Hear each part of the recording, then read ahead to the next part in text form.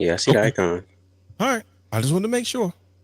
I just wanted Hold on, y'all. I to just make had to sure. check Oh, somebody. Nah, somebody said B. Like, thanks, B. You know, I hate that as a nickname. What's wrong with that? I I call you B hate all the time. What's up, No, B? you know the hell you don't. it. My We go bad. way back here. I can't. With a B. Oh, B. Like, no. My name is Brian. Well, I mean, you be hanging up in New York all the time, I so knew you know that what I was mean. coming. I was just Right. waiting for somebody to say it. I just waited. That's why I looked down. I'm There's a trying to bunch of them. Call them that. I'm not from New York. retweet from on Twitter. And as soon as Brother Hugh says like, "What's wrong with the world B?" I was like, "Yep, here it comes. Just wait for it, wait for it, wait for it." But I know yes, what's wrong. There's a lot wrong in professional. I was about to say no, it is professional. not. Brian H. You have something Right. is some has.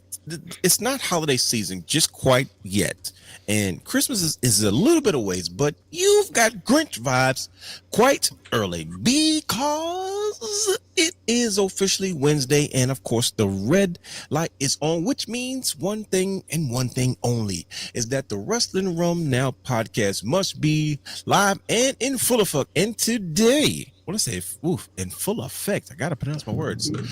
And today, we are going to talk about the young boy. Bron Breakker has betrayed Seth Rollins. We have got to get into this. Why did it happen? Where is this going? And we've got to have a lengthy conversation about all the crazy things happening this fall. I have a feeling about everything that's been going on in wrestling up to this point, especially during the fall season. And Brian H does not agree with it. We got to get into TNA Bound for Glory, the Dudley versus the Hardys one last time, a new IWGP World Heavyweight Champion. That is a lot to get into. Ladies and gentlemen, buckle your seatbelts because the heel Brian H is in the building. Let's get it.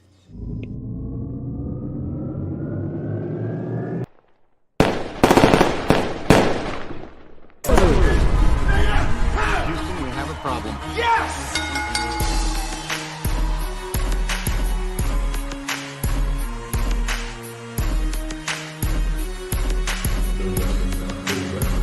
What you gonna do? What you gonna do? What you gonna do? What you gonna do? What you gonna do? What you gonna do? What you gonna do? What you gonna do?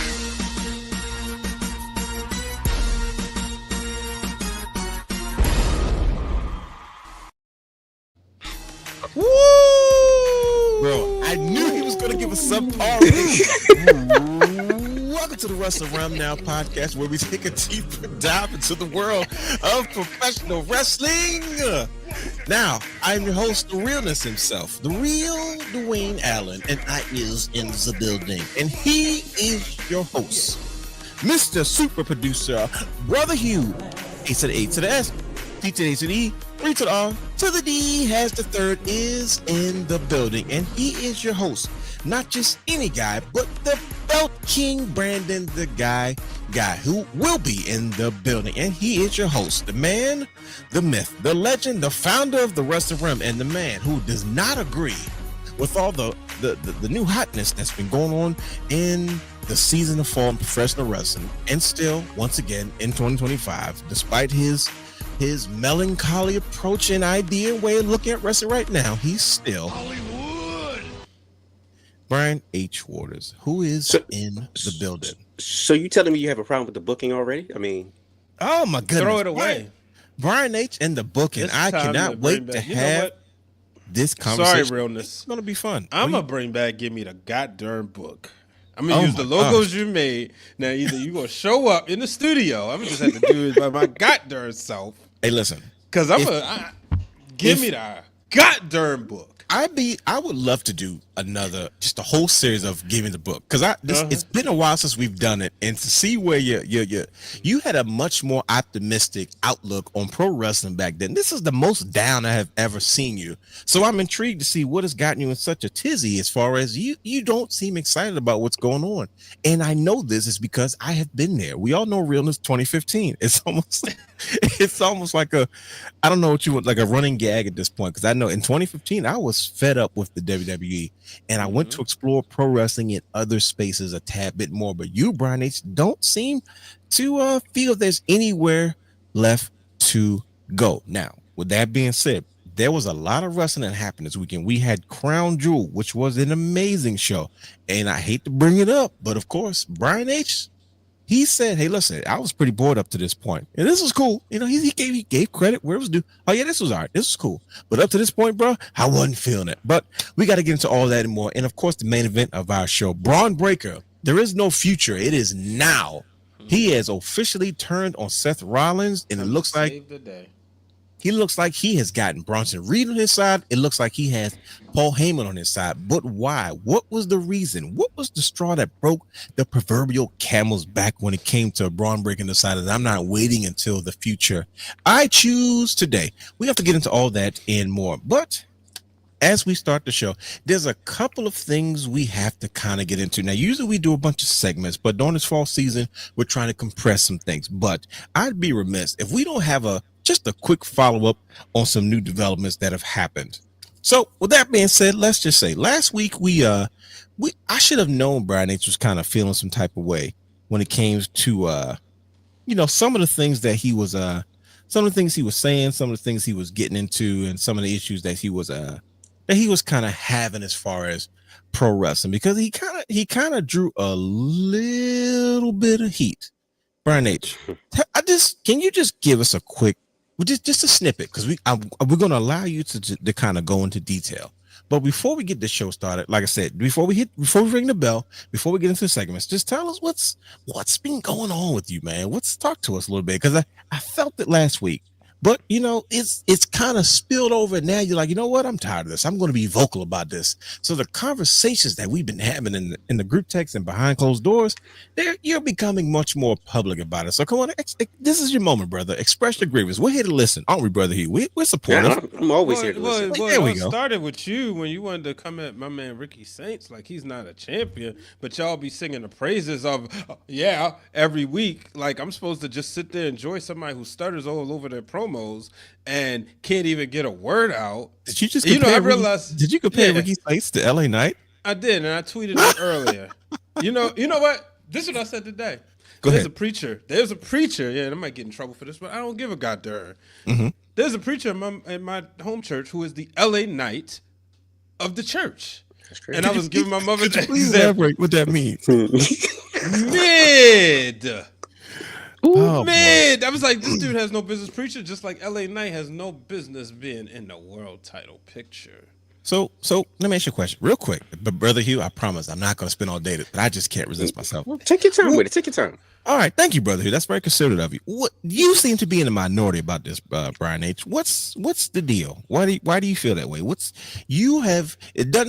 I'm feeling it's not personal. You're like, you know what? I can't take mid. So anytime you feel like something's in a space of mid, you don't seem to have tolerance for it. What's going on? What you mean? This is was you like mid? What did our great, who was the Grand Marshal of the Morgan State Parade this year of homecoming, the great Mr. Wickham would always say, we celebrate excellence here. We come from a place of demand excellence. And I'm not getting an excellent in-ring product from LA Knight. I'm not getting an excellent program, not even an NXT. Like I said, we had this conversation about Ricky Saints last week. And I wasn't always the biggest Ricky Saints fan, and I'm not saying Ricky Saints should be on the main roster, but I'm like, well, he out here catching strays where he's still in the climbing up process, and he's working with a good guy like Trick Williams, but then meanwhile, LA Knight is giving us mid every week. He can't get through a freaking promo. Meanwhile, when I see Jey Uso, I see Aura, I see CM Punk, I see Aura. I see Seth Rollins. I see Aura. And then it just comes down when they add Mr. Hagerstown in there. So would you say this is a booking issue or? I see what you did there. That was a good one. That was good, brother. Clever. He was so good. That's why he's my brother. He's always been good at what he does. Oh, boy. Thank you, brother. That was on time. That was smooth. But Yeah, I will tip of say that. this. If you look on the Wrestling Realm YouTube channel or podcast platforms, you will see where I did a video where I broke down and pointed out some obvious facts, things that we could see with our own eyes on how Vince McMahon, yes, we could say his name and my internet's hardwired, and That's Triple just H, the booking is the same. Well, So basically, he praised the greatest of all time of the of the Booker men, brother Triple H, Papa H. That's what they call him. okay. I all right. said that's what I can see that. the more things That was the whole video, but change, you can go back and check it out anyway. That was the whole video, Brian. That was the whole video. You're gonna tell them the whole video. That's the whole video. Listen, if you want to go back and watch that video, trust me, youtube.com/wrestling Is it connected to a certain playlist, Brian H, or you just got it loaded on? Yeah, break it down with Brian H. Okay, break it down with Brian H. Episode 304.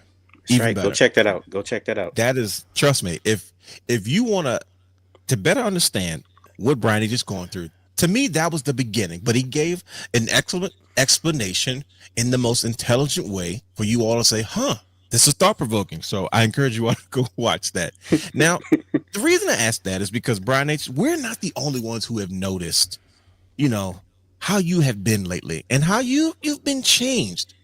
Not No, I've been changed. Not only have we noticed, and I'm sure the fans noticed, we got a little bit of communication last week. Last week's show, Yeah. Brian H didn't only express his frustration in pro wrestling, but he talked about the return of Toys R Us. Brother Hugh, he brought us some excellent news. He said, "Listen, fellas, I don't know if you noticed or not, but Toys R Us is back." Yeah. And we were like, Well, "Oh, you know forgot what? about that. We've been noticing things popping up, and then then Brian H once again this dark cloud. You know what? Explained. He said, "You know what? Toys R Us is always expensive." And I'm not thoroughly impressed with what they're doing now. Like, yes, I have children now, and I would love for them to experience Toys R Us, but the economy has changed, and Toys R Us needs to adjust to the times. So much, so loud that it was heard that guess what? Toys R Us actually responded to Brian H on social media. That is Jeffrey the Giraffe. That's why it's so apropos, Brother Hugh, that you have that giraffe in your background at this particular moment. Yep, Big G. And Say what's up, bro? You ain't gonna say nothing? Oh, all right, that's cool. You sleep with that at night? Camera shy. You hold Camera it? shot. I mean, No, that's I a do. giraffe. Like your niece holds her teddy bear? No, just the TNA Championship. That's the one. That's what I But sleep with. Ziggles don't have it. They got it on somebody Mike Santana. His name is on it though. But I'm good. Oh, say less. You win. Ooh. Well, there it is. Man up. I'm gonna put on a good show. Should we read the Crown comments Jewel. that Brian H made about Toys R Us last week? Please. Brian read H, that. do you want to read it, or you prefer that I read it? I mean, it's up to you. I'll read it. Okay, go Before we talk wrestling, we got to talk hashtag Toys R Us being back. But listen, the prices don't get me excited. And that's all I was trying to say. It's the prices. When we go, I want to be able to go in Toys R Us and spend the same amount of money that I would spend at Walmart. And then they would have my business. Give me some reward points for coming. Like at the Blue Box, you would spend $100 and you get back 10. Well, not to continue to cover your face, Brother Hugh. We're not trying to act you out. Oh, it's all good. It's all I good. just want to make sure. Well, Brian H said what he had to say, not only on the realm, but as well as on Twitter. He took it to the airways to express himself, and Toys R Us, so in true Toys R Us fashion, completely welcomed him and said, "You know what? We're back and we're better than ever, and you should come to see it for yourself." So shout out to you, Brian H, for provoking Toys R Us to giving us a personal invite to come see the stores and check out what they've got going on. So thank you, brother. We definitely appreciate that. And shout out to Toys R Us. If you would like to sponsor the Wrestling Realm, please contact us at WrestlingRealm@gmail.com, and we will be more than happy to discuss opportunities for us to partner. And never complain about the prices. And never complain about the prices, Brian H said. So I just wanted to do a quick shout out to Jeffrey the Giraffe and Toys R Us, because last week that's what it was. But like I said, we're here, and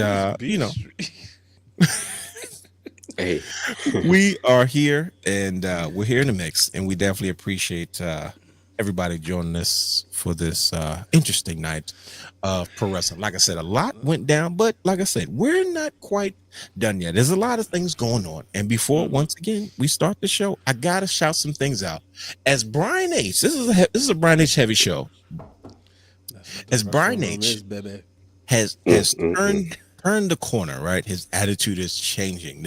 We're truly seeing the evolution of Hollywood. Like this, the red and the blue, the red and the yellow is leaving us, and we're getting the black and white, and we're getting the blue Thunderbolt standard pants, and the Fu Manchu got a different colors version of Brian H. As he is changing, I got to shout out my nephew, good old Jonathan, son of Brian H. Right?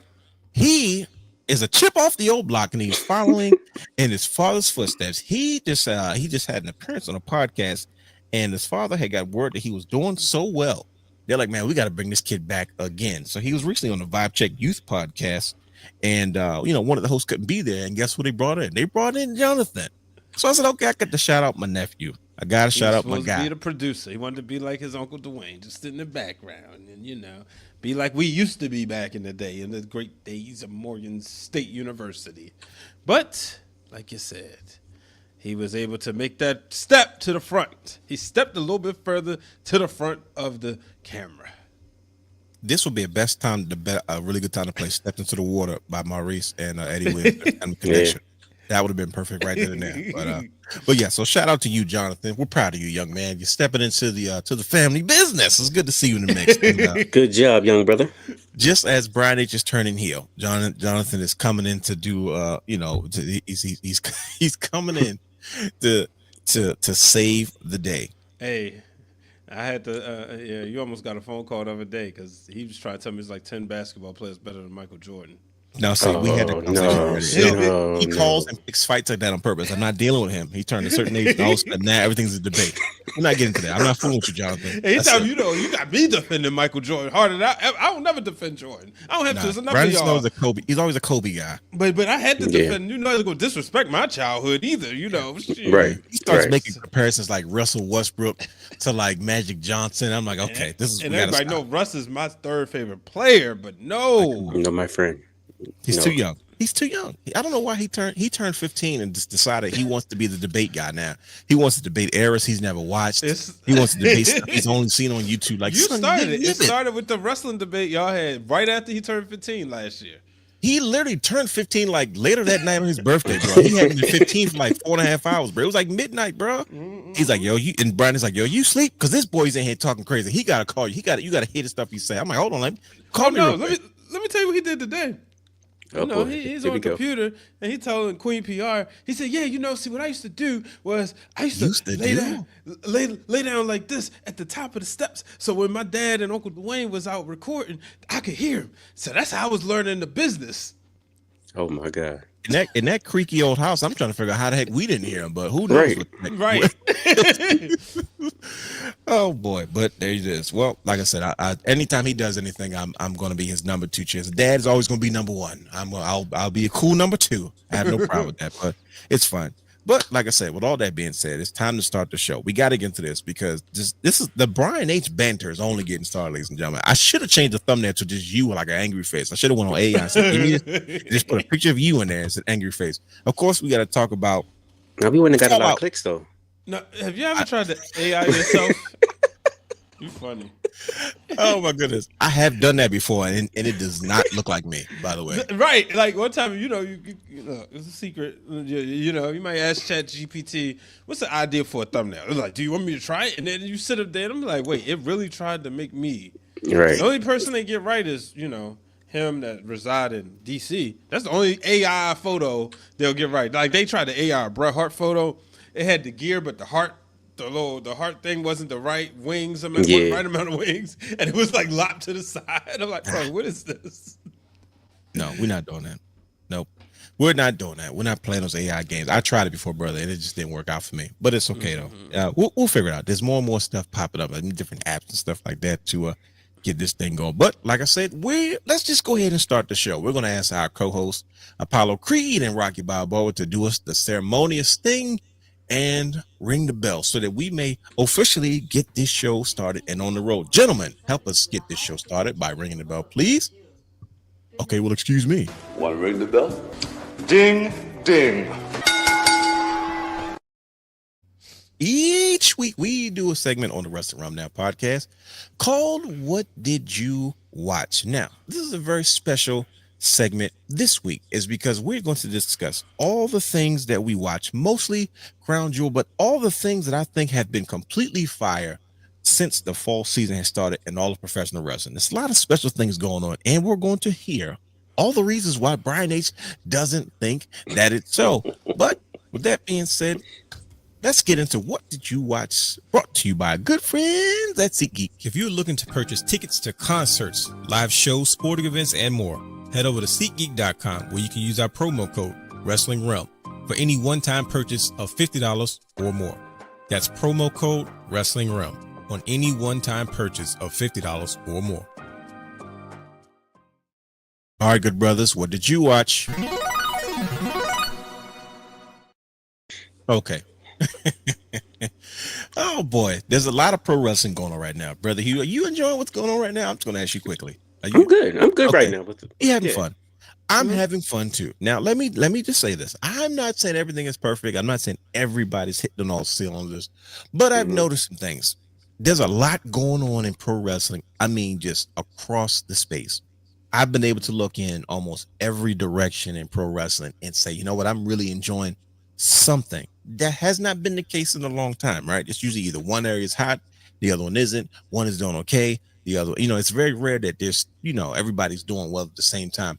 But there's a lot going on. We've had a lot of historical moments, and that is what we're going to discuss on this week's edition of What Did You Watch, as far as that segment is concerned. And then after that, we're just going to let Brian H rip. We're going to let him rip. Just going to rip. Like this, he's just going to just let him rip. Just let him go. R.I.P. Just let him rip. So there's a lot going on.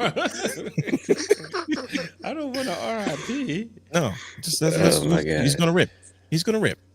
So I personally think that there's so much going on right now across the board, and I picked a few of my favorites. So I said in the group text earlier this week, I said, you know what, man, is it me or this wrestler's cooking right now, man? It's the fall season. As soon as fall kind of turned the corner, we leave SummerSlam, we go into the fall season of pro wrestling. I've been really enjoying what's going on. Brian is like, I'm not feeling it. But I'm like, let's just discuss some of the things recently that we've seen. And brother Hugh, you jump in. Brian H, I don't know if you have anything positive to say about this, but we'll find out. But some of the things I named, and he's like what? I said, okay, let me explain myself. I said, like, Crown Jewel was fire. I loved every last bit of Crown Jewel. Like, it's very rare that you have all 5 matches. I mean, they've done it before, but goodness gracious, such an amazing ride. So fun. We're going to talk about that as well. But you got the return of, like, Brock Lesnar. You got the Gorillas of Destiny returning. I'm like, wait a minute. Did they just pull a gimmick from another promotion? That's something WWE has never done before. Seth Rollins, the shout outs. They keep shouting them out too. Bullet Club this, Bullet Club that. Who does that? Like those are trademarks of another company that has a partnership with another company. I'm not gonna say rival, but we'll say alternative company. Right. There's a lot going on right now, right? I was like, wait a minute, this is what we're doing. Seth Rollins and what he's done with the Vision, and kind of where the main event of tonight's show is, because Braun Breaker has had enough. And we're going to find out why. I think I have a reason, but I want to hear what everybody has to say. Of course, you had AEW All Out. You had the Hardys versus the Dudleys. The Dudleys have seemingly retired, and they got to retire on their own accord. We had the TNA NXT partnership in whole, man. There's a lot going on with that. It's probably the most intriguing I've been interested in TNA and NXT most recently, as well as Matt Cardona. Matt Cardona had his first match in NXT and WWE, like in the ring, and he looked absolutely crazy. He looked better than Josh Briggs in the goddamn match, and he lost. But there's a lot going on, man. But let's just start with TNA Bound for Glory. Goodness gracious. Well, now here's the shocking part. All these men are around the same age. Let's start right there. Let's start right there. We got a couple of guys in there, and we got one guy in his late 40s, and the rest of these guys in their early 50s. Right, TNA Bound for Glory, winner takes all tag team ladder match with the Hardys versus the Dudleys. Now this is one of the one of the most special moments that I've seen in pro wrestling in a long period of time. And you say, well, why is that, Riddles? What's so special about this? One, obviously, because this was the final match of the Dudleys as a tag team, right? But we saw two brands finally merge, right? We got a chance to celebrate their history together, right? They've always had a legacy of Team 3D and TNA, and then the Dudleys in WWE. But for the first time ever, they made the announcement, this is Team 3D, the Dudleys. This is the Dudleys known as Team 3D. And I was like, wow, we got a chance to really celebrate both of their careers at the same time. And that is, once again, thanks to this partnership between WWE and TNA.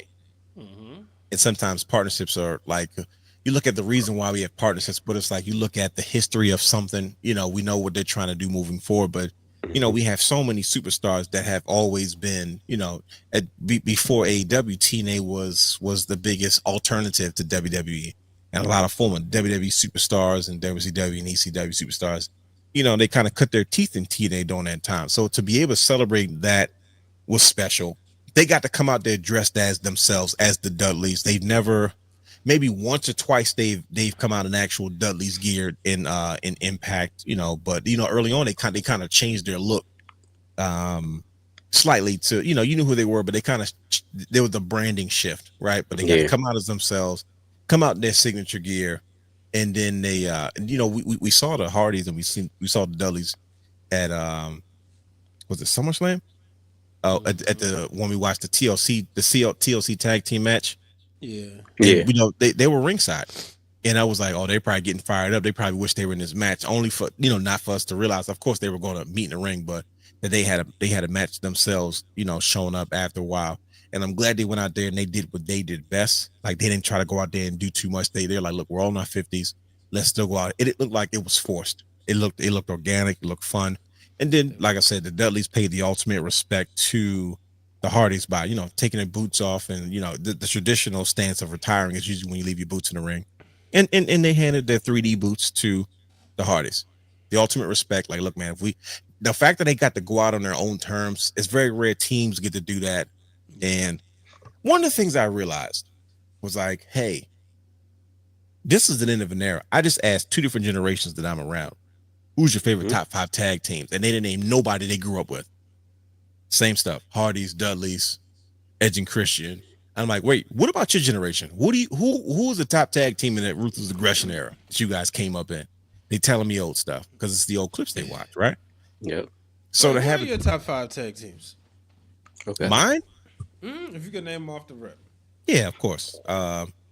New Age Outlaws, the Good Brothers, Hardys, Dudleys, Usos. Ooh. And those are like pure blood tag, like pure tag teams. Like, I could always say stuff like the Outsiders, but like they really weren't a tag team. You know what I mean? Nah, they weren't. You know what I mean? So like, you know, so like those I named, those are my top 5. I was never an Edge or Christian guy. I always liked them separate. I like Edge by himself. I like Christian later in TNA, but I was never like, I was, they were cool, but they were not like, oh great, I want to see Edge and Christian. I was like, nah, I like to cheer against those guys. But yeah, those are my top 5 tag teams. But 2 out of those top 5, they got a chance to do what they were able to do, right? But yeah, I was like, who would have thought in 2025 that we get a freaking WWE TNA partnership where the Hardys and the Dudleys can kind of end things on their own terms, and they actually went out there and they looked like they belonged. They didn't do too much. They didn't try to keep up with what these young dudes are doing. So I'm like, this is an end of an era, though. It's because we do not have any special. There's nothing about today's tag teams that kids are going to say, oh, that's my favorite tag team because. Yeah. Right. Correct me if I'm wrong. If you guys say it otherwise, you let me know. I mean, I'm not going to disrespect the Street Profits. They did have a cool stick with no. There you go. Now you're doing the black card. No, I'm not playing the black card. That's yes, you are. No, stop it. Stop it. I'm not playing the black card or the I'm color not card. going to disrespect the Street Profits because they have not done anything in tag team wrestling. As a tag team, they give you something memorable coming That's out not what there. we're talking about. What? But no, you're saying what's the my interpretation of this question is who are somebody you're going to remember? No, not you. No, not you. What you mean? Okay, a generation. You're a wrestling fan. If I walk on the street today, somebody I randomly know, hey, listen, who's your favorite tag team wrestler of all time? It's a good chance they're going to name one of those 3 tag teams. No, Edge, Christian, okay. Hardys. Let me dial this back Mhm. because I'm misinterpreting your okay. question. It sounded My like it. question, Go the ahead. way I interpret it is, if you are a wrestling fan today, who are you going to remember from this generation? You switched up the question, Nick, right? I love that. No. Think about it though. That's not that's. But we talking about today though. Like you're talking about this. If I ask any kid today, we talking. Yes, that's a if I wrestling ask- fan. If I ask any kid that's a wrestling fan, Yes. who's your favorite tag? Like what was your favorite tag team moment from tag team wrestling? They're not going to say nothing from the Street Profits. I know they're not, and it's nothing. At all. It's nothing against the Street Profits. It's just the Street Profits as a tag team have not done anything to make people go, "Oh my gosh, I remember the Street Profits when they Fought the insert New here." Day, Money in the Bank. See, Fought that's this, you. SummerSlam, That's you, bro. That's you, bro. That's you. You're a Yes. wrestling No, I think encyclopedia. we're being. No, what I'm saying is, okay, Mhm. I think we're just being. There's no doubt about that. The previous generations of tag team wrestling will trump this generation. But what I'm seeing is that there are still some tag teams. As much as I despise the Young Bucks, that's another one in this generation that people will bring up. And I think the I wouldn't Street even say them, Profits to be honest with you. conversation. I wouldn't even Why- say why- them, to be honest why with not? you. Because think about it. We'll say that, but come on now. Like the kids don't know. Let's put it this way. Kids know about the Young Bucks, but they don't remember the Young Bucks. Does that make sense? Like think about it. Okay, all right. What's kids? Because okay, we're all right, talking let me tell you. wrestling fans. Like I'm thinking We're of talking kids like we're not us. talking- no. Yeah, think about it. That's When we that's were- because that's a different thing. But what I'm telling you is there's two different generations that are telling me that their favorite tag teams are our guys that we grew up on when we was kids. Think about it. We was kids Okay. that grew up with, think about it. We grew up with Edge, Christian, Hardys, Dudleys, right? New Age Outlaws. I hear those tags team first from not the Ruthless Aggression, but another generation before that. I'm like, wait a minute. Why are y'all talking about tag teams that I grew up with? It's because of what they did for our generation has lasted because nobody else has come and done anything more. There's only two tag teams that you might hear a hardcore wrestling fan kid talk about, and that's the Usos and the New Day. Right. Like That's because it. they've done something yo, these dudes are like, you remember them as a tag team, not just, oh, I like tag team wrestling because no. We talking about impact, because a lot of the kids who says Edge and Christian, they don't watch wrestling anymore. Think about it. Before our generation, who were they talking about? You said Who was the kids. So you said the kids who bring up Edge and Christian don't watch wrestling no more.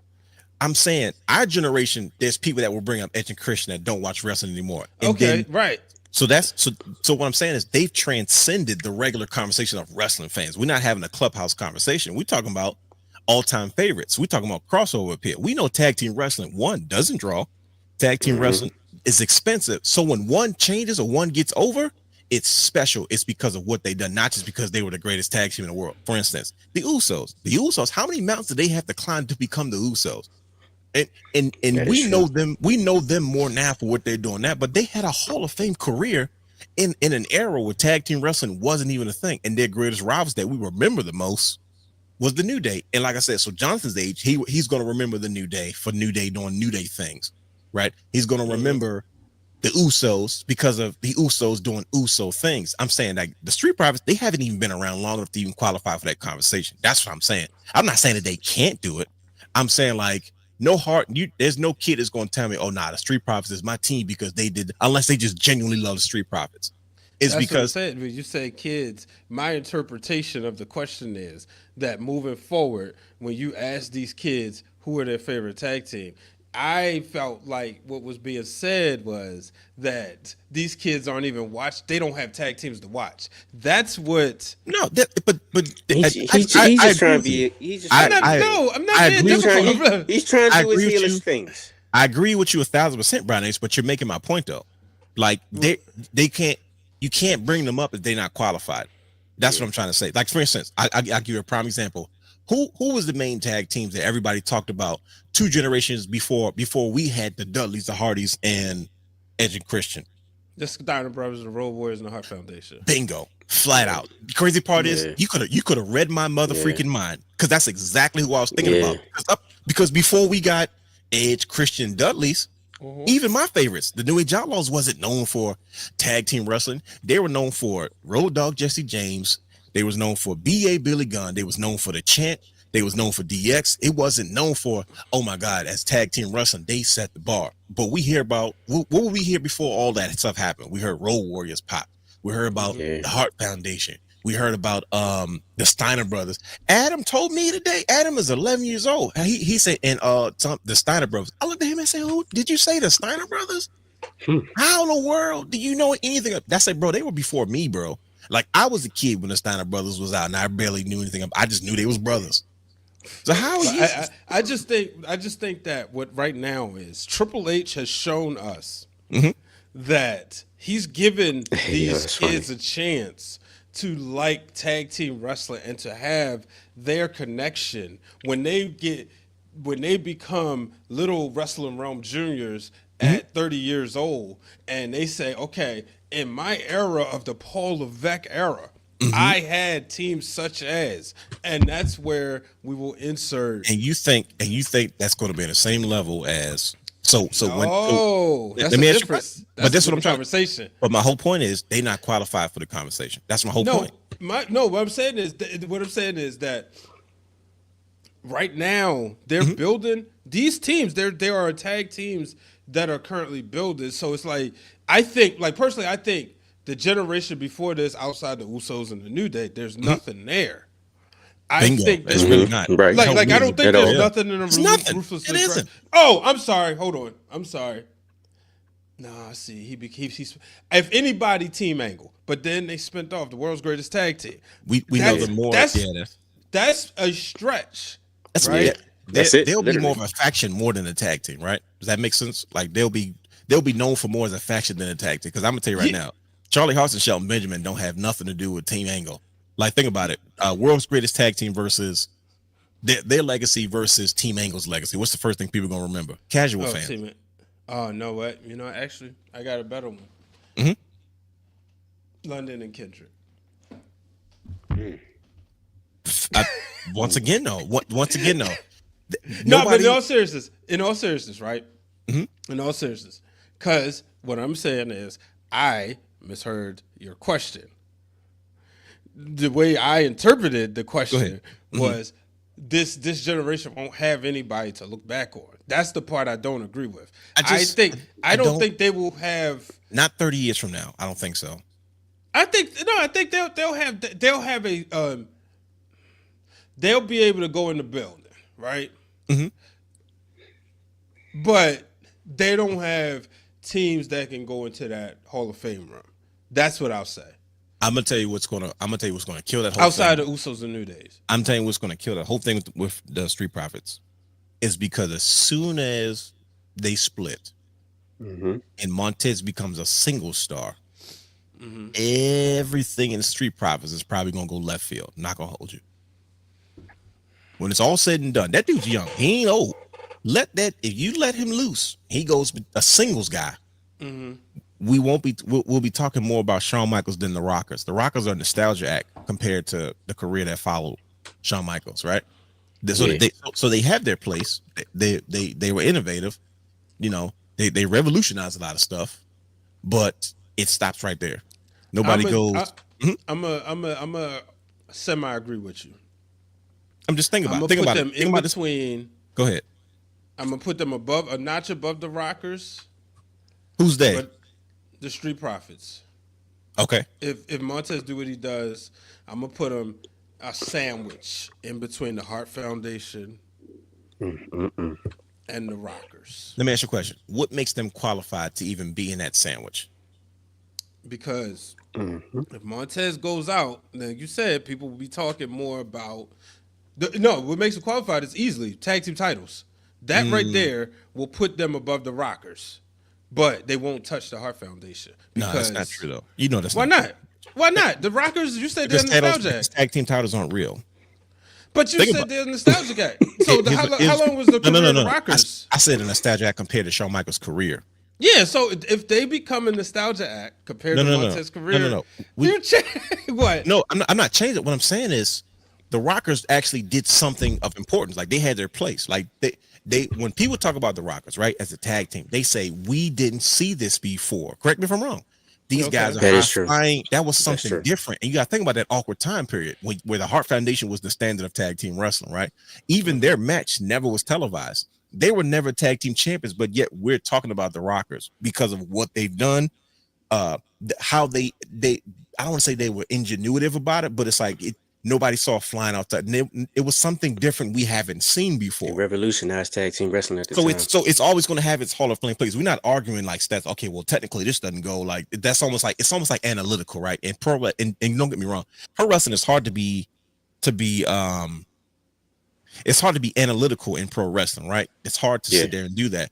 But we're talking about purely like, hey, it's not about the titles, it's about the place, the history that you have. So it's like you can't be like, oh, so we're gonna put the Street Profits over the Rockers because of their titles. It's like, come on. We can make them 10-time tag team champions, but you know, unless that happens for real, you know what I mean? I'm like, what makes them qualified to be in a conversation that you said Hart Foundation and Rockers because they're not no slouches. You know what I mean? Like you said, Hart Foundation. That's what I said. But none of them are. None of them are. Like I don't think any of them are slouches. But I personally don't think they're qualified to be that. They haven't done enough, bro. And to be honest with you, it's not just them. There's no tag team today in the modern era. Like I said, outside of Usos, outside of New Day, that has done anything special enough to be even considered in those conversations of, hey, we talk about the history of tag team wrestling. These are the ones that made it what it was. This is the pioneers, and everybody has their own place, whether it's high or low, big or small. It doesn't matter. We're saying, like, where do they fit into it? Oh, there because I'm like, well, what have they done? Like, what's their thing? What's people going to say? Why? Think about it. Why do fans care about this moment? These men are not young men. These men are not young men, but yet this moment mattered to the community. Bully goes on the radio every week. So around. No, it's more than that, bro. Nobody watches that show. Wrestling fans listen to that show. That's a wrestling fan thing. I just wanted that quote. Thank you. I mean, we're the smallest community. No one cares what we think because that's why they sold the company, right? That's why they're on ESPN because we weren't making the company money. We know that. So what I'm saying is, for that was real big of you to say the Street Profits. I was like, wow, you must really like these guys because they have not. And it's like I said, it's not just them. What tag team today can you say qualifies to even be in those conversations? Just none. Where and I'm saying this to club because we got to move forward. Where in 20 years we care about 4 old guys stepping in the ring, having one last match. Yeah. Do you see what I'm saying? Like that's what I'm saying. And it's like I said, it's not their fault. I don't blame them for it. It's just like, come on, we don't. They've done nothing. You know what I mean? No, like they've not done anything to say, oh, these guys belong in this space. I'm like, okay, cool. So you comparing them to Hart Foundation? We're talking Rockers, we're talking Road Warriors, we're talking Dudley's, Christian, ENC, Hardys, Killer Bees. No, and then you say like, and I'm like, cool, and then you gonna say Street Profits? I'm like, wait a minute, we maybe only ones that belong in those conversations, Usos, New Day, of the modern literally era. it. There's nobody else out there. I'm to be honest. They found a way to make it work. Disagree. They made it work. They found a way to make it work. They got longevity too. So that's true though, because how, they were in WWE what 9 years before they got in their first WrestleMania. No, I'm talking Street Profits. I'm talking about the Usos. We know the Usos. Yeah, they got longevity, and then think about it. On Hawaii. Yeah, but 9 years. I remember that 9th year. Rikishi was tweeting. He was saying, "Look, man, if they don't get a WrestleMania shit, they need to quit. They need to go somewhere else." They figured a way to reinvent themselves. Hey, Uso penitentiary, right? And then once again, they found another tag team to say, "Yo, let's make everybody stand up." And then we got the Usos, we got the New Day, in an era where that didn't matter. That's hotness. That is hotness. See, this is good. We've seen another side of Friday night. This is great. Something else happened. Other stuff happens. It's plenty of stuff. Let me give Brother Hugh a chance. Brother Hugh, is there anything that's been going on right now? Because I don't know. We took up a lot of time having that. He said the Street Profits. I just wanted to know what he was talking about. Great. His favorite wrestler just walked on my TV. Ming. Yeah, buddy. Brother Hugh used to walk around school. You know what I'm saying? Going up to the girls. Hey, that's crazy. That's crazy man. work. crazy. Brother Hugh, is anything? Oh boy. I hope you should listen. Madden ain't part. Hey, Is what's anything going on right? Is anything going on in pro wrestling right now this fall? Because Brian H is not moved by nothing's been going on this fall. But I think there's a lot good going on though. How about you? What are you feeling?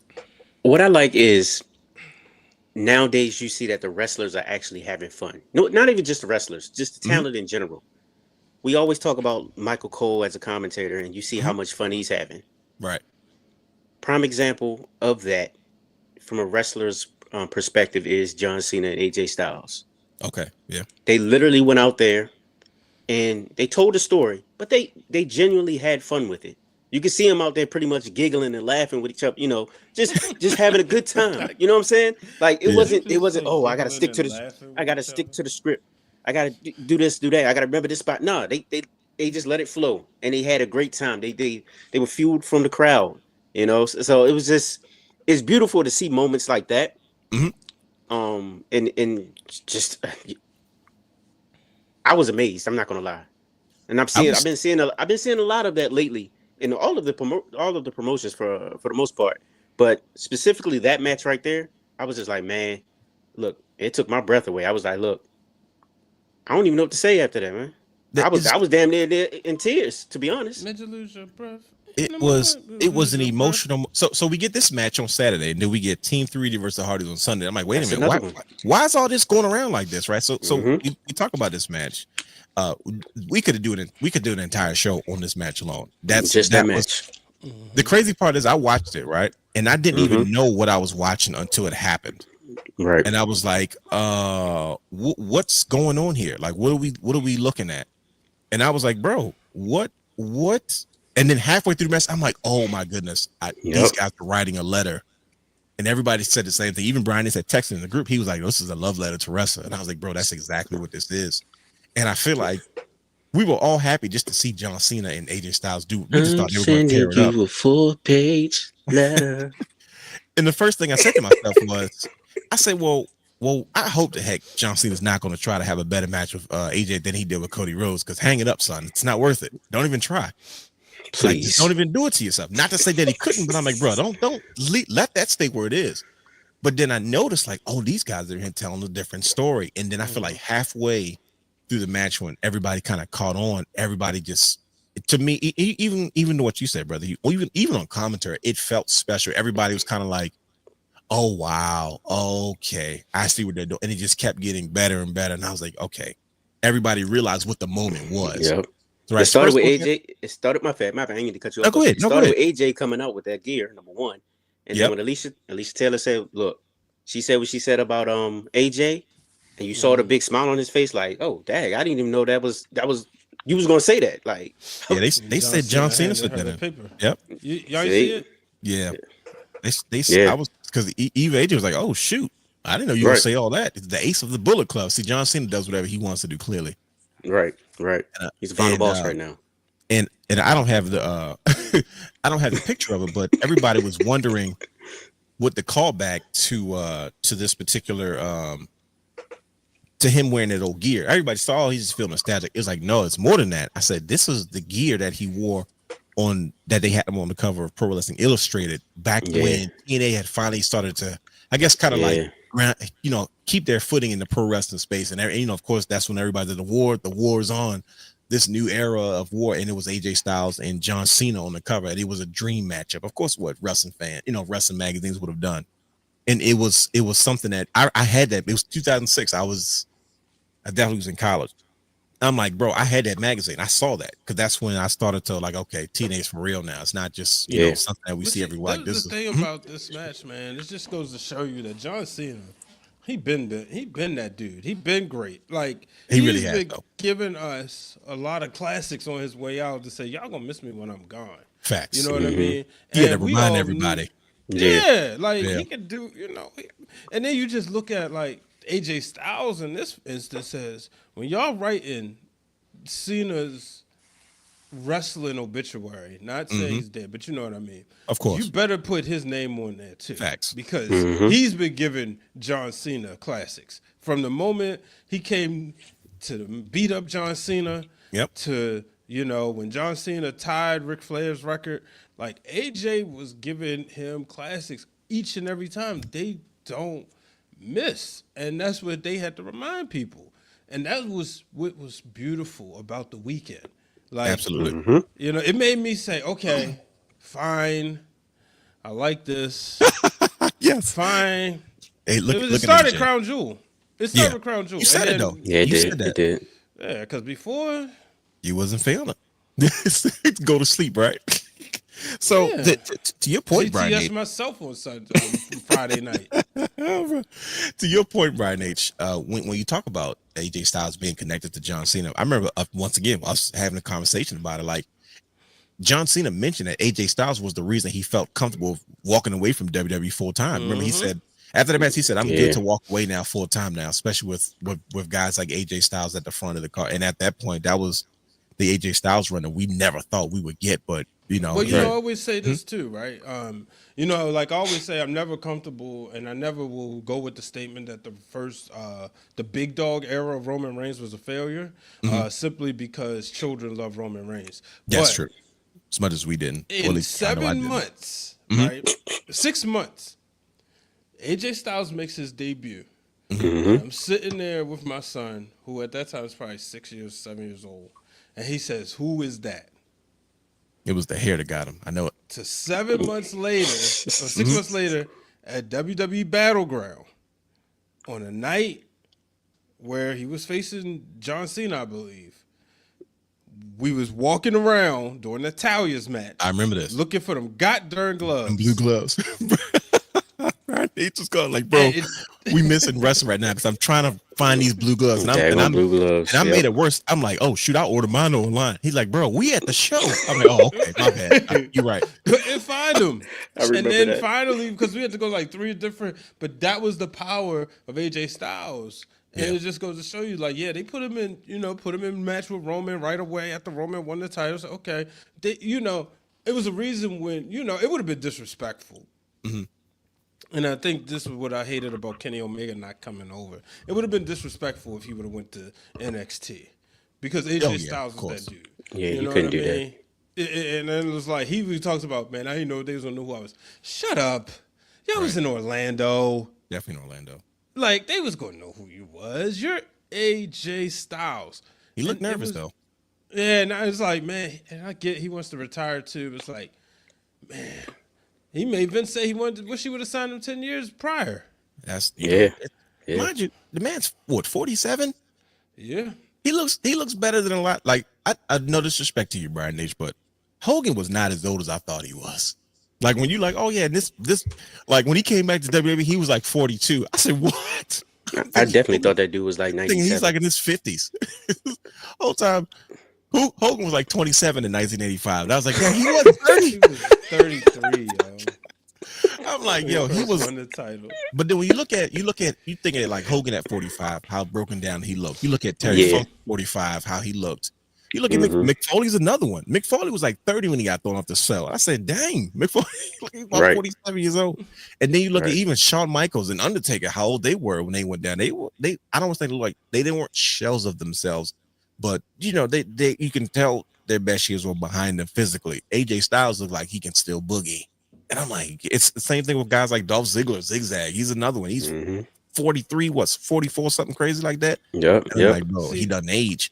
I'm predicting WWE 2K27 because I feel like 2K26 will be, or what's one out now? Yeah, whatever.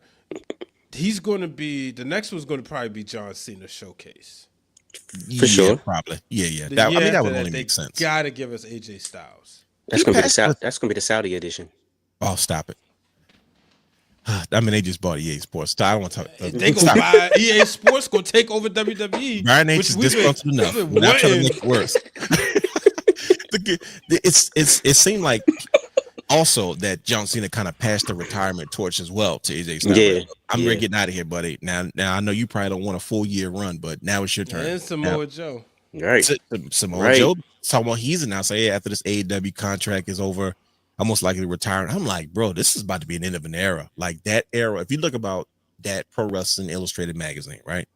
it was talking about this means war, and it had TNA in there. It was just a fantasy thing, because TNA finally had gotten themselves to a place they were respectable, like, okay, this is for real, and that a generation grew up in that space. And it's like, dude, all those guys are starting to like wind down, with the exception of like Randy Orton, but that's because he was a baby when he got started.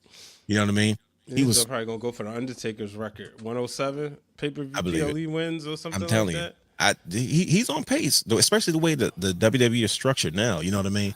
But he's starting to look old though. Randy, in over 3 nights, started to look older now. I think it's because he's around so much younger guys, and I'm like, oh yeah, he does look like an old guy in the group now. Paces Yeah. I need to slow down too, for real. Yeah, it's he's getting there, like Billy Gunn. He likes doing flying headbutts. Nah, he got to stop that.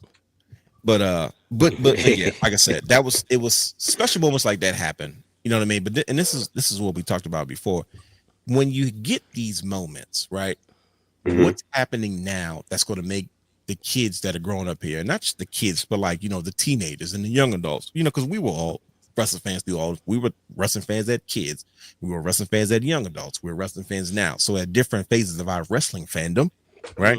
We've experienced different things, and it's like, wait a minute, I'm watching Jonathan's era starting to come to a close. We even got stuff like Edge and Christian, maybe not the best on the when you couldn't participate in the Dudleys versus the Hardys. Yeah, if you look at these guys' faces, this is the faces they found. They're like, yeah, we stuck here. We can't even stand by my statement. Edge would have been better off if he never came back. Yeah, he gave us some classics, but he killed his aura. Classics where? I don't disagree.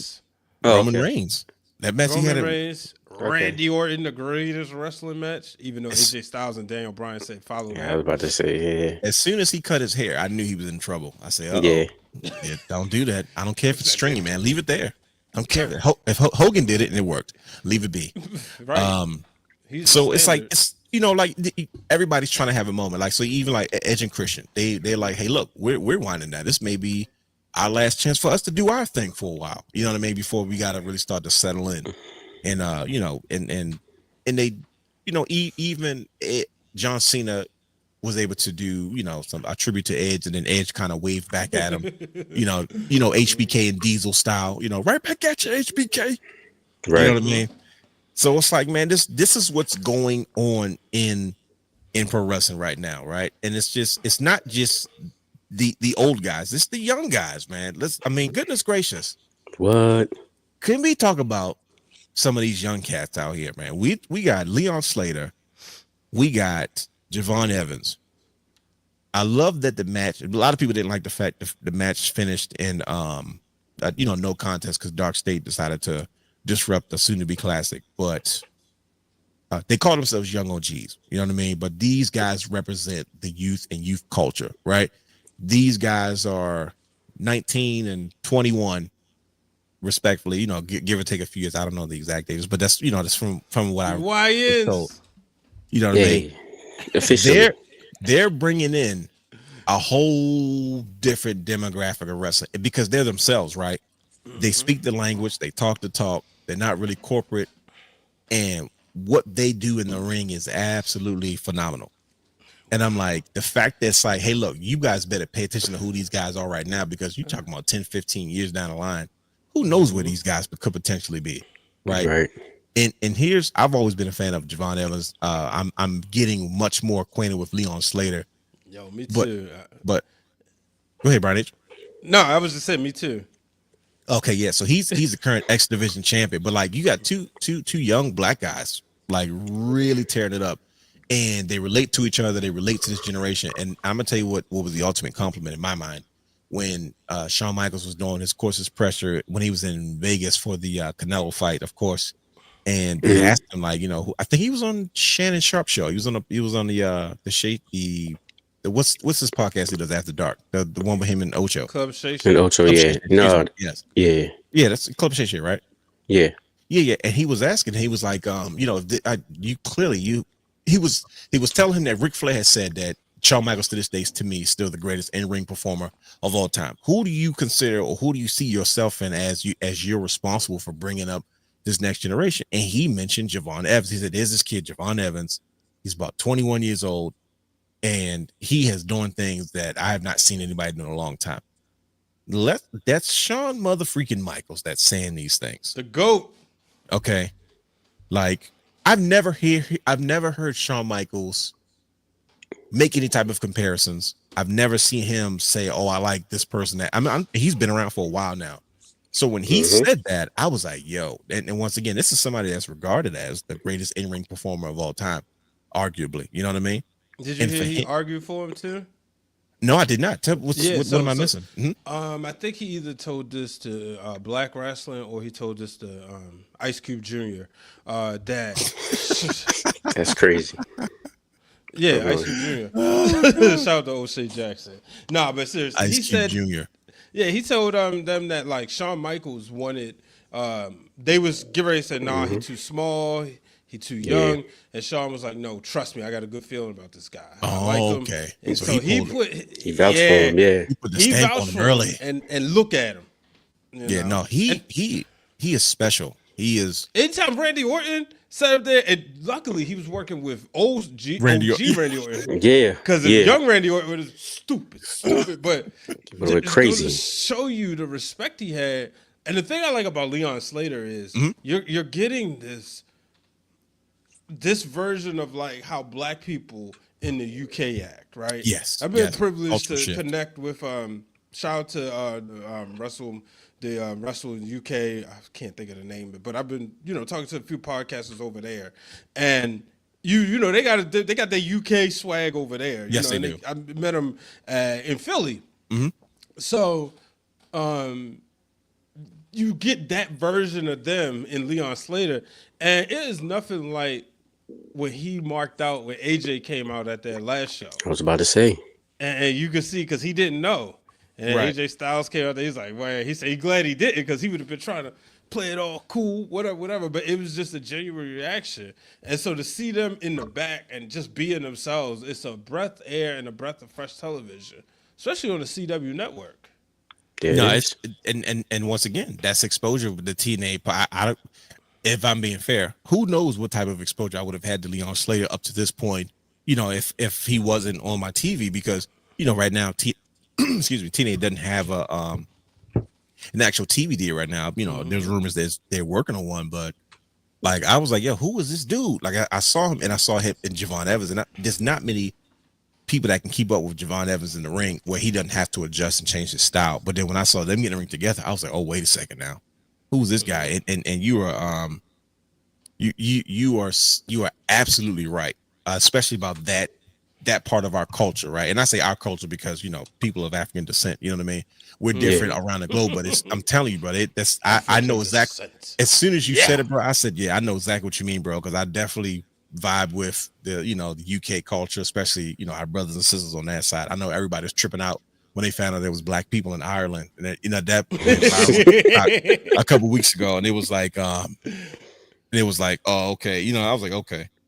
like, okay. This is a thing. That's what social media has done. It's kind of uniting us all together in all the spaces. But like I said, listen, I think we're pulling them in, brother Hugh. This is Brian. You having a good time having this conversation about all the things. I don't know if you noticed or not. I know you're trying to because I told you, like, I enjoyed after Sunday. Okay. Saturday. All right. But this is still some stuff before that. This is like thank God that Seth Rollins. Okay, we'll get to that. It's definitely good to see. All right, so you lost me there. No, go ahead. It's definitely good to see brother. a good amount of black wrestlers taking the starlight now. You know what I'm There saying? we go. We'll go They're back taking to the spotlight now. Even down to what's her name, Callie Armstrong. She just had an amazing match. You down in just put that in the group text. Yep. What? Hey, That's she's your NXT one. bound. She's That's your NXT one. bound. I'm telling you, she is nice. you've She been is on her. nice. She has the attitude, the ring psychology, the facial expressions. She has it all. She's selling. She's good. She's very good. Did you Wait see till she that get Battle them. Royal? Because she was in the Battle yeah. Royal. Yes, she Yeah, was. yeah, and you yeah. saw I the peep game. plethora of black women in there. Like It it was, wasn't. bro. It was no before we quota. just had Jackie Yep. and then Jazz, but a lot of times you wouldn't get them at the same time. And Just then a little. Foxy. Anyway, Don't do now, Hey, right. hey, I don't rock with people who clap for Tessa. So anyway, Hey, that's crazy. That don't have nothing to do with Yeah. Alicia Fox. I don't know what she did Facts. backstage. I don't care. She anyway, represented us at one point in time. You know what I mean? she's all right. Alicia Fox, fine. You know what? There we go. Alicia That's Fox. all I'm saying. God dang. You know, but in all seriousness, all the black women that was in the ring, and it was you and different variations, different shades. You know, see a Lash Legend just become a star of her own. But the best part was that Lash Legend been getting treated like Nia Jax, which she should be. You saw they had to do the best part. One of my favorite things in wrestling is eliminating the giants in the Royal Rumble. Like, not the way Shawn Michaels, I know that's my guy, but the way he eliminated Vader and Yokozuna at the same time in the 96 Royal Rumble, no sense at all. Well, 96 Shawn Michaels was a little Yeah, he was off the goop. But they had You know to what I mean? pick her up yes. all as one unit. Collectively. That's how you did Nia Jax. Yeah, You know, yeah. and when she heard Nia Jax wrestle, it was like, okay, you know what? You're going to be that one down here that I was a few years ago. That's and nothing but what's respect. been total respect, and that's what's been fun, you know? Yeah. It's the subtleties like that when you do storytelling, right? So it's like, okay, think about it. The person who's getting thrown out, right? And in one respect, you say, okay, well, they're getting eliminated. But it's like, think about the level of respect that that person is gaining from their peers, especially with the women, that it took everybody to say, we have to get her out. You know, whether it's Nia, whether it's a Lash Legend, it's like you make that person look like a big deal. It's the subtleties that, of course, you know, Shawn Michaels never skips on when it comes to say, hey, look, we got 10 things to do and we got to find a way to fit it in there, and everybody can't get over the same way.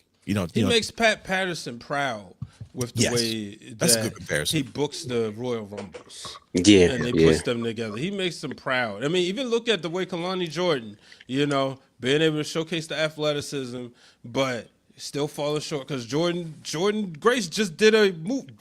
Like just kick her. Like, Right. but it's still, like you said, a little subtly, and that's the stuff you remember. Because when we see Naomi in the Royal Rumble, we gonna wait for that spot. You know what I mean? Right. But it's right. when you execute it, and I thought Kalani Jordan did a great job. They always talk about how athletic she is. So, like, we loving for the once. And I said this in the video. No, I'm not going to say it because that would in turn me saying something negative. So I will say that my GOAT of all GOAT and bookers, It's Triple H. HBK, does well by black talent. Okay. So you saying other bookers don't? What I said Right, was that's what I'm saying, like, what I said was what are we because talking about? Bianca Belair and the Street Profits seem to what be I doing said it. was that black people are booked the same in both regimes. That's what I said. Okay, wait a minute now. See, now we don't have time. We'll tackle that another time. We got to move forward. There was a black Yeah. champion back in the day. There was a black champion in this day. There was a black tag. Jacqueline, Victoria Okay. Fox. I mean, I would say Victoria Fox. Yeah, you said Victoria Fox. Alicia Fox. Alicia Fox. I know you're talking about. Okay. Yeah. Okay. Now we got All right, yeah. Bianca. I'm just testing you. Just testing you. Okay. You're not going to get me. Could there have been anybody else? What about Sasha? Are we not counting her? What's the deal? Yeah. No, I was just saying that's Oh, not okay. new. That's not Same. new. Okay. Booking is the same. Black Was- women's champions. Has there been? Well, I mean, I was about to say Jade, but it's like Jade is more about presence, not about championships right now. Yeah. So Yeah. it's like, you know what I mean? Like, By so far. Yeah, let's tell us that. you could, but is that what we really need to do right now? No, let's keep it on the blonde. Yeah. I mean, No, that's All right. the blonde. We love our blondes like we did back in the day too. what about Rhea? She's not blonde. Nah, not at all. China fetish. Oh, okay. Okay, wait a minute. Okay. See, what he about- going crazy. What about what about Io? Right before Mania. Your boy Vinnie Mac wouldn't have pulled that trigger. That makes He no definitely sense. wouldn't have. Man, he What? has He wouldn't have pulled that Mania's Asian tomorrow. champion either. He didn't want an Asian as champion either. Mania's Oscar. tomorrow. That's listen, Oscar was listen. champion. Okay, Oscar but was champion. was Oscar really champion? She was champion. so. He On won the books. Royal Rumble, and what happened? She won the belt later. Exactly. Yeah, She later. won the belt She later. won the Royal Rumble, and then what happened? She Yeah, won the exactly. championship. That's the point. There was an Yeah, she Asian won the champion title. then, Asian Yeah. women's Yeah. champion then. There was an Asian women's champion now. There's never been an Asian WWE champion then. There's never been an Asian WWE champion now. Yeah, You talking about that's as true. a man? Ooh, that's a As good a one. male, Same, that's a same. good one. Has there been somebody that should have been of Asian descent that wasn't? Shinsuke. That could have been. Shinsuke. Ooh, God It's so dang it. easily What am Shinsuke I thinking? Nakamura. Absolutely. You're 100%. Come on now. Has there ever been an Asian WWE champion before? No. Nah, We gotta Yes, no. Ronnie Anawai and Yokozuna. Yeah, but I say Wow. Wow. That's crazy, but he's telling the truth. The gimmick, gotta- Yokozuna was Asian. We got to petition this, brothers, because Mr. Fuji put in a lot of work, man. And Yeah, Mr. Fuji big was time. he was a big dude before he became a manager. People don't remember that, but Mr. Fuji was a heavyweight.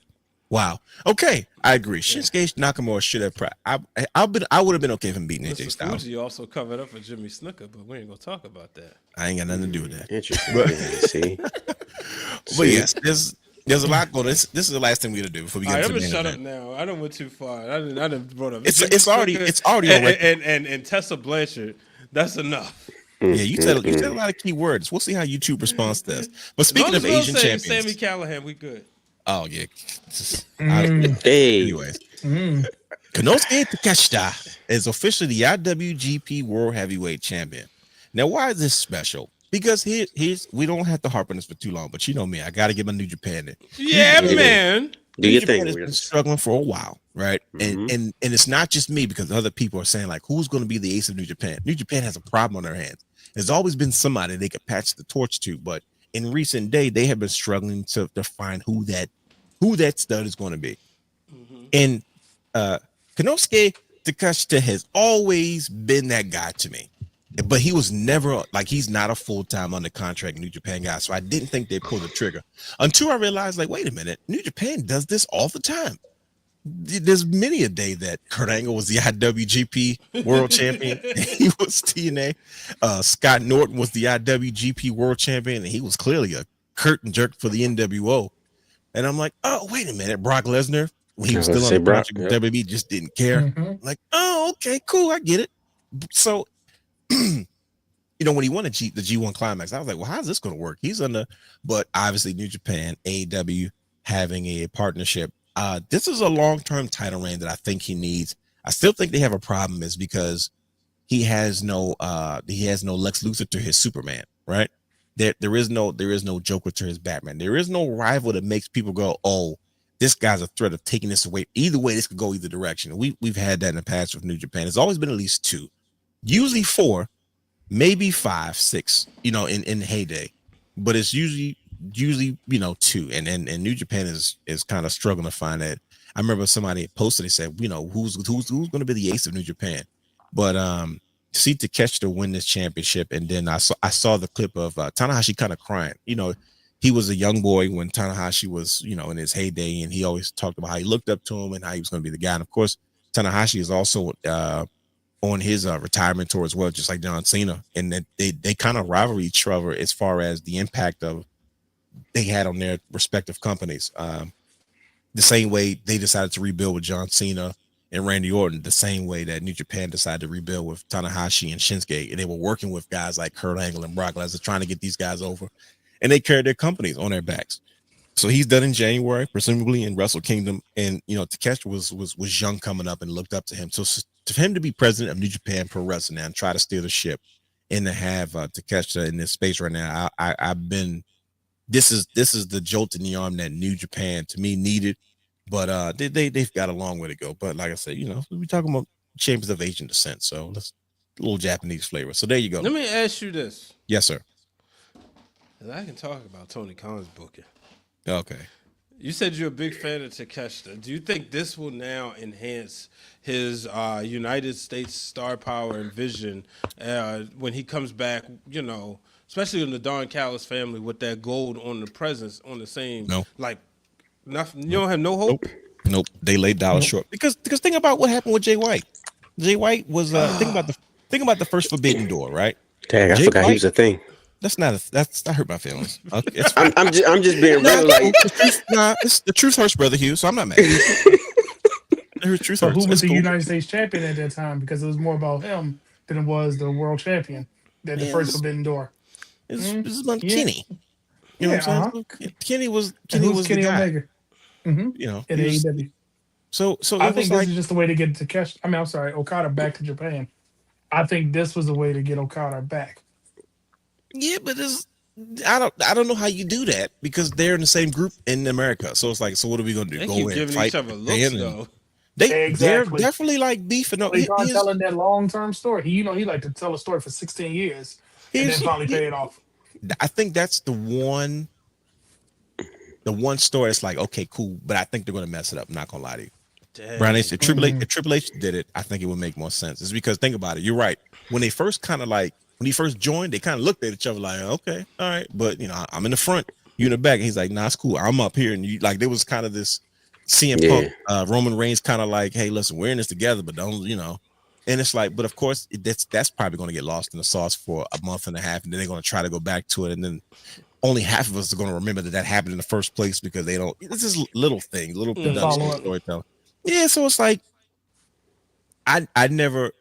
Everybody loves working for Tony Khan, especially like Kota Ibushi, who just got injured and he's broke his leg. Oh my gosh! Relatively unsafe. He said he's going to be down for 2 years. Dang, that's crazy. Yeah.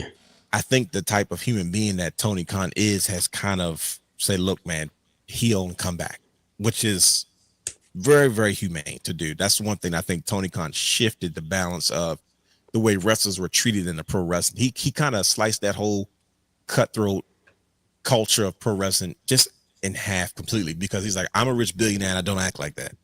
And I think it's been refreshing for a lot of, because a lot of talent were hurt really bad and got full salaries and got paid. You know what I mean? So like you never hear anybody say anything negative about Tony Khan as an individual. So Kota Ibushi, except Jack Swagger. Well, sour grapes. So it's like Kota Ibushi, whoever he's a fan of, I'll say that. Whatever's in his action figure closet. Kota Ibushi talked about, because we have favorites. So we're not gonna pretend like we don't. We do. We have favorites. We have some guys in the back, some guys in the front. That's why I can't run a wrestling company, because I'm gonna listen to everything Bret Hart tell me to do. Bret Hart and Trish Stratus. Who are we putting the belt on? Okay, cool. I learned a long time ago that just because Hall of Fame wrestlers doesn't mean he have good ideas. Because when Mick Foley went to TNA and he was the executive, whatever his gimmick was, when he's like, I'm not a wrestler, but I mean like the executive consultant. And then I heard him in the interviews like, oh yeah, I thought it'd be a good idea to do this and that. And I'm like, oh, that's a horrible idea, Mick. What are you doing? I'm like, this is why you being a Hall of Fame wrestler doesn't make you a Hall of Fame booker. But and we're not gonna talk about Kevin Nash, WCW. He did nothing wrong. I don't think Nash did anything wrong. He didn't care. He was getting paid. We all know that now. He wasn't booking. That's the biggest myth, he said. He said he had the book. Then he said he didn't. He said it wasn't just him, I should say. Okay, that's fair. I'll say this. Because they tried to blame him for Goldberg. I said, let's do it this way. Right. Oh, yeah, I said, let's do it this way. Kevin Nash, words. They gave Kevin Nash the title, and of course he was overridden no more than a kid, and he didn't give a goddamn. But of course they did that on purpose, so you take the heat. Well, because Kevin Nash is a booker, but you know what I mean. So it's like Kota Ibushi is down for 2 years, and he's like he wanted to quit, tired of getting injured, losing momentum. But he's like, how can I quit if I got a boss? He says the greatest president in the world, greatest. You're like, dang, that dude spent forever in New Japan. He's saying Tony Khan's the best president he's ever wrestled for. Like, he's not going anywhere no time soon. But he pretty much made it clear, like, look, how could someone that believes in me that much and I quit on him? So it's like, what about Naito? Naito he's chilling right now. So Naito, that's Brother Hugh's guy. So he's he's a Dolph Ziggler? He's definitely a Dolph Ziggler guy. Yeah. Like he's always been in that main event conference, but his gimmick has not, even with the Japanese audience, just has not like screamed, hey, next. He was next up. And he just didn't turn up. Him and Kota Ibushi were like the ones that was like, okay, cool. So at one point, like they're gonna be up next. But he was always safe. He was always the safe bet. They were supposed to follow Kenny Omega and Will Ospreay. Like, okay, cool. Now that they're gone, like this is your turn. Like they was in heavy rotation even during the AJ Styles era. And then they just I don't know if they stayed the same or what. They were in the matches. They won G1 climax. They just never turned that corner to like something just didn't click when they went from superstars to megastars. It just didn't. And then the proof is they came to AEW and Naito was still Naito. He remember they gave him his own faction where he kept throwing the belt up. I couldn't stand him. He was coming out there in the suit and breaking the belt everywhere. Like, bro, what are you trying to do? Kota Ibushi, he was pissing me off. But Katsuyori Shibata, he was up next too, in the early years, but with Tanahashi and Shinsuke. But he left the mixed martial arts and they got mad at him. When he came back, he never got that same momentum back. Yeah, he's in AEW. He's part of Samoa Joe's group, and he just kept the same gimmick. I feel like he like protested, like he went back to wearing young boy trunks. Before you get the gimmick in Japan, you just wear all black, even when you do your Right. excursions. Like he came back from mixed martial arts because that career didn't work out for him. He never put real gear on again. He just had all black, like he was protesting. Like I know I'm not gonna get my spot back, so therefore I'm gonna look how I'm presented. So I'm just assuming, but Where's Kenta? he's in. Did he get hurt again? No, He's in I think AEW, he went- right? No, Kenta went back to Noah. Let me look it up. yes, Pro Wrestling Noah. Like, Oh, I thought he was hurt again. no, he's a champion over there, I believe. Like, I think I just saw a picture of him holding their title. Like, he's Pro Wrestling Noah first, and then he went to New Japan, and then I'm not sure if he's back, but I think that Pro Wrestling Noah and New Japan have a working partnership now. I could be wrong. Don't quote me on it. I don't know, but Yeah, he's a GHC champion. yeah, so Heavyweight he's a GHC. champion. Oh, okay. Yeah, he's the guy. So I was like, oh, okay. So you went. That's where he cut his teeth at. You know what I mean? So yeah, it's awkward. You know what I mean? So you got Takashita and you got Okada. It's like, man, that if they had that in New Japan, to me, that's the matchup, because you got the guy that's been holding it down to the guy that's up next. That was supposed to be the next one. That was supposed to put New Japan back on the map. But both those guys in the AEW, because Tony Khan clearly pays well, and whatever they got going on in AEW is much better than those guys saying, we're going to leave home and we're going to go to be in America and we love it here. Right. I'm like, look, I don't know what's going on behind closed doors. And I think it has something to do with the ownership. Bushido Road, it's because it's owned by a trading card company, or like an anime card company. So it's like there's some corporate stuff that's involved in it. You know what I mean? And Business is cooked. I assume, yeah. See, Brian, we had Brian H in such a positive space, and we brought him back down. There's something else owning these corporations, owning my wrestling. That's what's Right. video that's games. that's what's been That's going where on the in New funds Japan come for a from. while now. Yeah. Think about Then it, there's big funding. bro. They get a new president like every other year. Yeah. That is Bro, true. they- Yeah. and the product looks so different every time. You can tell. Like Wrestle Kingdom 8 looked one way, and by the time Wrestle Kingdom 9 and 10 came around, it was a completely different company. I'm like, okay. So it's like that was the feud to me that was supposed to bring New Japan back. That was supposed to, but like I said, man, it is what it is, man. But yes, I mean that's this. I hope that we have rained enough positivity to get Brian H re-excited about pro wrestling in this fall season, even though he says it started at Crown Jewel. I'm like, man, listen, there was a lot of seed planted, so this is a relatively extended version of it. But I I felt think like Roman, like go away. I don't want to see it till Christmas. this turned into a tire show. Since you brought it up, let's just jump into it. This has got to be top 5 funniest lines. The main events tonight's show got lost in the sauce. It got lost in the shuffle. We're going to talk about Bron Breakker deciding that enough is enough with Seth. But this is the only clip that I got from Crown Jewel, because we don't have time to talk about that at this point. Top 5 funniest things I've ever seen this year. This by itself, Brian H, should have brought warmth to your soul. It melted the ice around your pro wrestling heart. Even after you tried to put the Street Profits in the same group with the Hart Foundation and the Steiners and the Dudleys and what you call it, trying to hold Wow. the That brothers was down. wild. You know, I was Wow. gonna say, that was wild. I That don't was care. That was a whole It's different. wild. That's wild. Like that's He's wild. sipping that gump juice all night. Yes, he's No, became the king of them. I appreciate you. I appreciate you supporting the brothers, but let's talk about these Right. brothers in the ring right now, Brian H. Can you Yeah, support this- your boys? Because this you are. Should we hit the sound effects? I think we should play just for old time's sake. Let's see if I can find it. Is it on here? No, it might not be on anymore. But this is the Bloodline, right? And we used to do a segment called "As the Bloodline Turns." Psych, it's on here.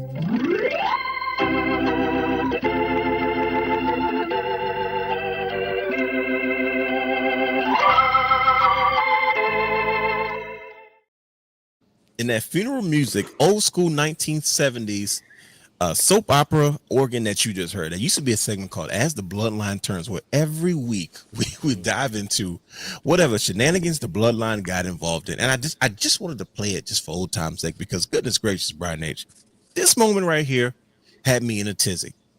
Here's what I don't understand, and I need you to explain it to me. Is because they teased the Bloodline reunion, and then all of a sudden they went away from it. And here's when I knew it was done before it got started. Oh, that's a trap question. No, this is. I hope you're prepared for That's it. a trap door. I hope you're prepared for it. Raz, you ready? Here it comes. So Roman Reigns loses. We're not gonna talk about that. We don't have time. We he lost, right? The Usos came in, tried to help. they look like they've lost their mojo. And Roman Reigns is sitting in the middle. First of all, they took it back to when they were children. They're all sitting in the middle of the ring like kids. Right. Like they tried to do something and it just didn't work. Whatever plot they had, or whatever they were trying to do at home It to get backfired. whatever they was, it ain't worked. And they all sitting on the floor looking crazy. They look defeated, like, bruh, it didn't work. Somehow this plan didn't go the way it planned. That's how they took it back to pity pat. Red light, green light. So Roman says, he's looking at him like, bro, what are y'all doing? And Jay's looking crazy because he's amped up. He's fired up. He's, Always. you know, he's been not himself. And Jimmy's like, man, you've been tripping. Slow down. It's not that serious. And he's like, nah. And then this moment happens. Jay Uso miscues, and this is like I said, this is how I knew it was over before we got started. Roman Reigns looked at him and says, listen to me, I love y'all, but I don't want to see y'all until Christmas. I died laughing. If I drank milk, it would have came out of my nose. When he said, He like, said it that's with a serious face. bro, that's I know. I have brothers. I know when the brother is serious and he goes, listen to me, I love y'all. That's him saying, listen, it's nothing personal, it's no beef. But seriously though, I swear to beans, bro, I do not want to see y'all. I don't want to see y'all until Christmas. I know that feeling, man. I could not believe he said that loud enough. And I was like, yo, did y'all hear what this dude just said? He literally said, I love y'all. I don't want to see y'all till Christmas. Now, so the twins get the pouting again. I mean, he ain't never going to change, man. That's how he always, I ain't worried about this, man. I'm doing my own thing. I'm going back to this. I'm like, wait a minute. Why are they teasing this blood? And another crucial line. I'm sorry. Now, I'd be remiss if I didn't mention it. He said, there's only one way to do this. I've been trying to tell you, there's only one way this works. Yep. There's only one way this works. And they looking like, come on, bro. And he's like, I'm trying to tell y'all, we can't get back to where we were if we don't do it this way. And I'm like, okay, there's definitely a chink in the armor. There's something going left field with all this stuff. If that man said to his brothers, I love y'all, but I don't want to see y'all until Christmas. That's at least 2 months. God dang. That's an exile. Like, why would you say that to your brothers? Listen to me. Y'all messed up. Thanksgiving. I need some space. Not even Thanksgiving. I need Right. some space. Like when I y'all need to come get over, away from love y'all. food. They ain't gonna share any I don't spam listen. and mayonnaise. Go to a different show right now. I don't want to see you. Don't call me. Leave me alone. No I turkey need some tail? space from you. None of that. No, Nope. no, Don't even get on the plane with me. Go. Go about your way. Go that way. That's what he said. Brian, talk to me, man. What's going on with the group? And then the next Monday, Jay Uso stopped wearing black. He stopped being angry. He went back to eating. He got bright green sunglasses on again. I was like, y'all confusing me right now, bro. Because he was getting mean.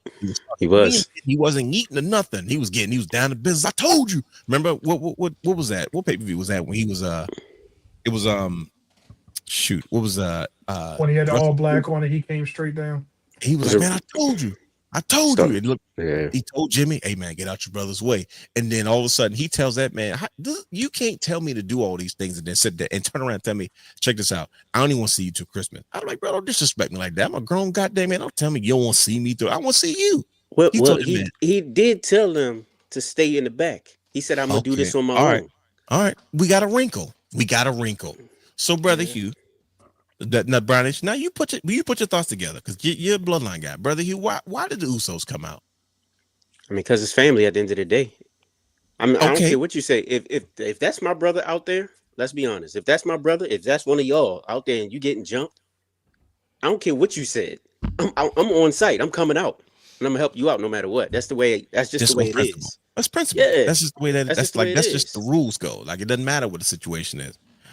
So I get it from their perspective, but he told him to chill. Look, I got it. I'm the Okay, tribal chief but- for a reason.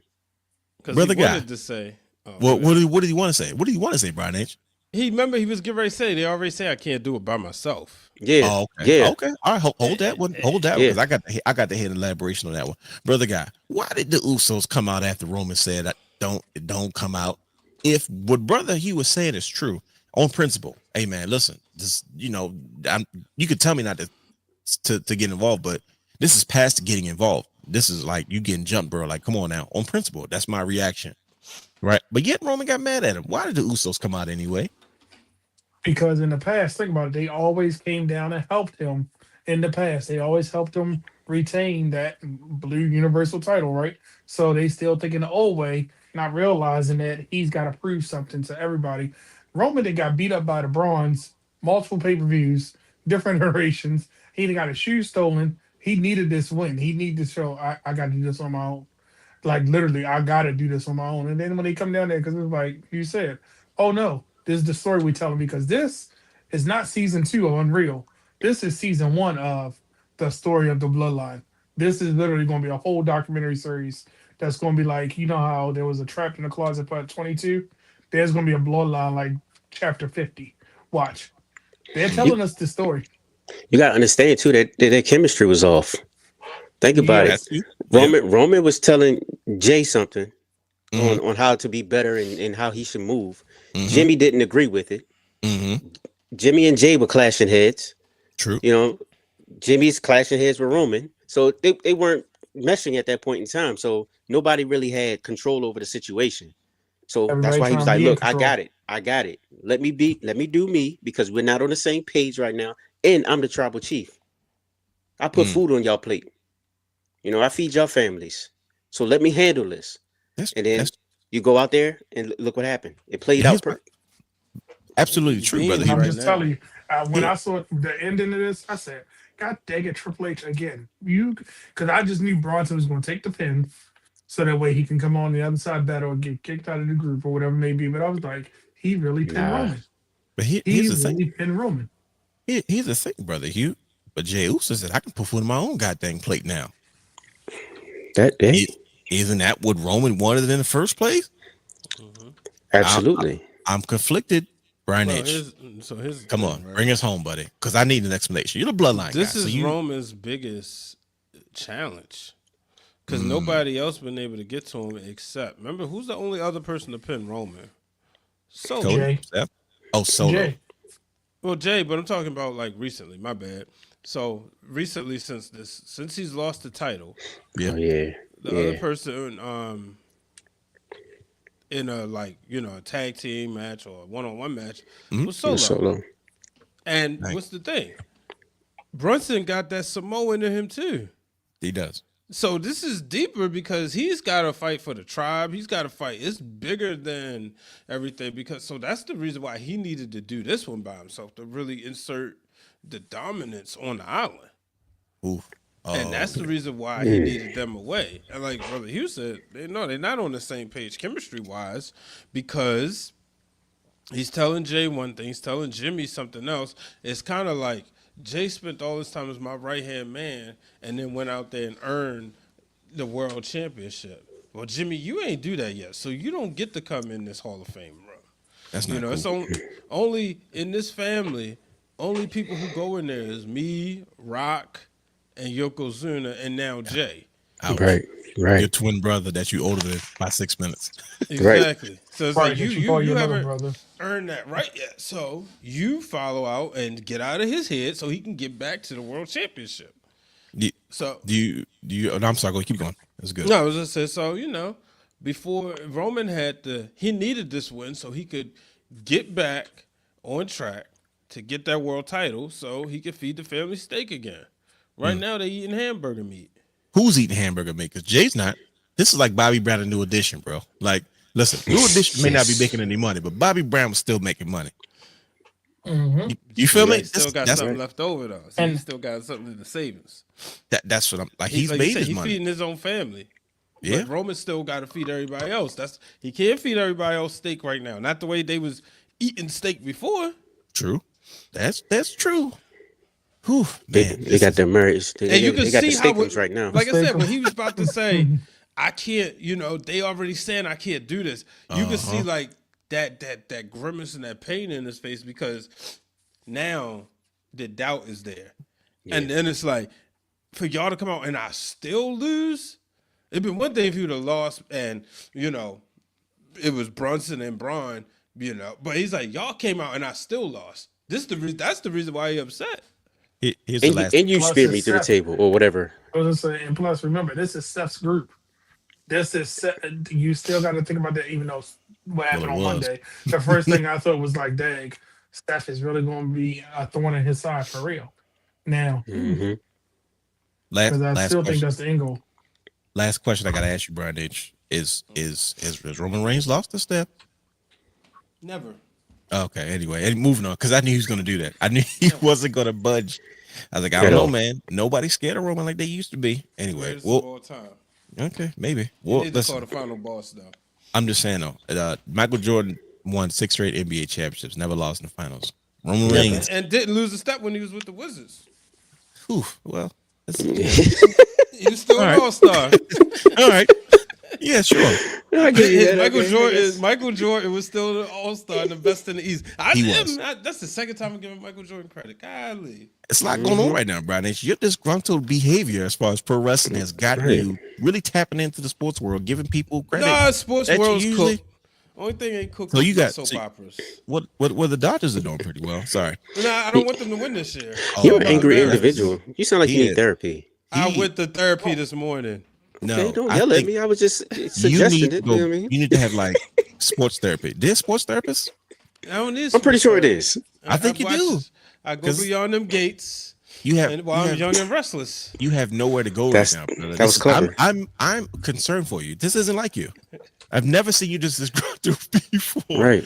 And I just You know what I it wanna make- is? What You is know it? what it Tell me. is? I need to know, buddy. I'm concerned. I'm a concerned brother. Please. He needs a nap. You know what nah, listen. You know what I used to They enjoy need about some going to the milk. wrestling shows What's that? What did you enjoy? when we would go in 2011? Okay. No, Besides the the ticket thing- prices. You know what I used to enjoy? What's that? Those kids turning around yelling at me during those shows. Oh yeah, This yeah. is when he became Hollywood. Because That's exactly when he became. But- Now Hollywood. I'm gonna put you out there. That's the only time That's the only time Brian H publicly turned heel, ladies and gentlemen. When we were he was fine. He was a fun guy before the shows, after the shows, during the shows. I seen this man go back and forth with children. I'm like, bro, these are kids you're tearing up. He stinks. He will never be nothing. He can't be. I'm like, golly, I didn't know you had it in him. Look at that. And it was so much fun. And the fact is Mhm. that if I can make it to John Cena's last match, there's not going to be a lot of kids that's going to be able to be there. No, And that's it's taking gonna the be fun. That's crazy. Yeah, it's Okay. crazy. That's fair. And that's taking the fun out of it. Like, It is. what rightful? Like, I mean, come on now. Like the true fan, the true passionate fan. You know, a family of 4 paying $1,000. $1,800 was to about to sit say. in the nosebleeds. Yeah, It's that's crazy work. And the crazy part is somebody's gonna pay it. I Absolutely. was gonna say people are paying it and Somebody's people gonna- are reselling it and somebody's paying it again. It's Somebody's gonna be- pay but, that. But what about the children? That's fair. They don't This care is because they're gonna get the money from somebody. They get the We- money. That's like the third time I- you broke out into song. Look what they on just this did. show. See, Look what Vinnie they just Mac did in would have never Australia. did this. He literally had that whole arena in yellow t-shirts. You think they worried about a kid being there? They I'm not ain't gonna worried lie about to that. It's not that. It's not the WWE anymore. for a Game second. is cooked. For a second, I thought the Savannah Bananas was in town. I realized, oh, that's all there in Perth, Australia. It's just a lot of yellow t-shirts. I was confused. It's okay. There was so many yellow t-shirts. It was like every other person had a yellow t-shirt. Yeah, John Cena's a cash grabbing money making machine. That's Yep. for one thing for It's sure. like one we thing for finally certain. got the adults to like them. We don't need the kids no more. And that's what happened. Because guess what? Yeah. Those adults got a lot more money. They don't got to beg the parents anymore. The kids like, nope, charge it, That's it. swipe it, tap it, whatever. There you go. They don't They're buy gonna make it work. All right, we're running over because we got into a bit of a spirited debate earlier, which was fun. This is good. We had to figure out why the heck Brian H was So going through what he was going sour. through. He was, man. We had to figure this out, and I'm glad that the world knows now. Is because I hope you guys hit him up on X and Twitter and Instagram and all of his social media platforms and console him and help him to walk his way into this. I've had my DMs bothered enough this week. Okay. After All right. recent Well, listen. announcements. That's fine. We'll keep it positive. We're just hoping for better. We're hoping for positive. But ladies and gentlemen, if you listen to the show, please send Brian H a positive DM about why little things. His level of excitement has gone up with all the things that's been going on pro wrestling that we've talked Just about, like and this is a starting subscribe. point. Okay, Drop we're down going low. over. We're going over, but it's okay. We got to wrap this up soon. Seth Rollins. Okay, this is confusing. I need some perspective from the brothers because I'm a little confused about this. Right? Seth Rollins has this group called Division. They've only been together for a hot second. Here's my thing. 6 months. Everybody saying like, oh well, Seth Rollins is injured. He's blah blah blah blah, and all this kind of stuff. And his shoulder, yes, he did look like he was sparing his shoulder in that match earlier. In Perth, Australia, yes. But here's what I'm saying. Lately, backstage with Paul Heyman, let me go to the big screen. With Paul Heyman and Bron Breakker, specifically, Paul Heyman has been in Bron Breakker's ear for a long time. Okay, 2 years exactly. 2 years exactly, right? Has it been 2 years? Brother, Hugh knows that. It was 2023. Showed up on NXT. NXT October. We remember that time. It Yep. was fresh off Zigzag's title run. You And are I the was like, future, right? Yep. yeah, he's been in his ear for a while.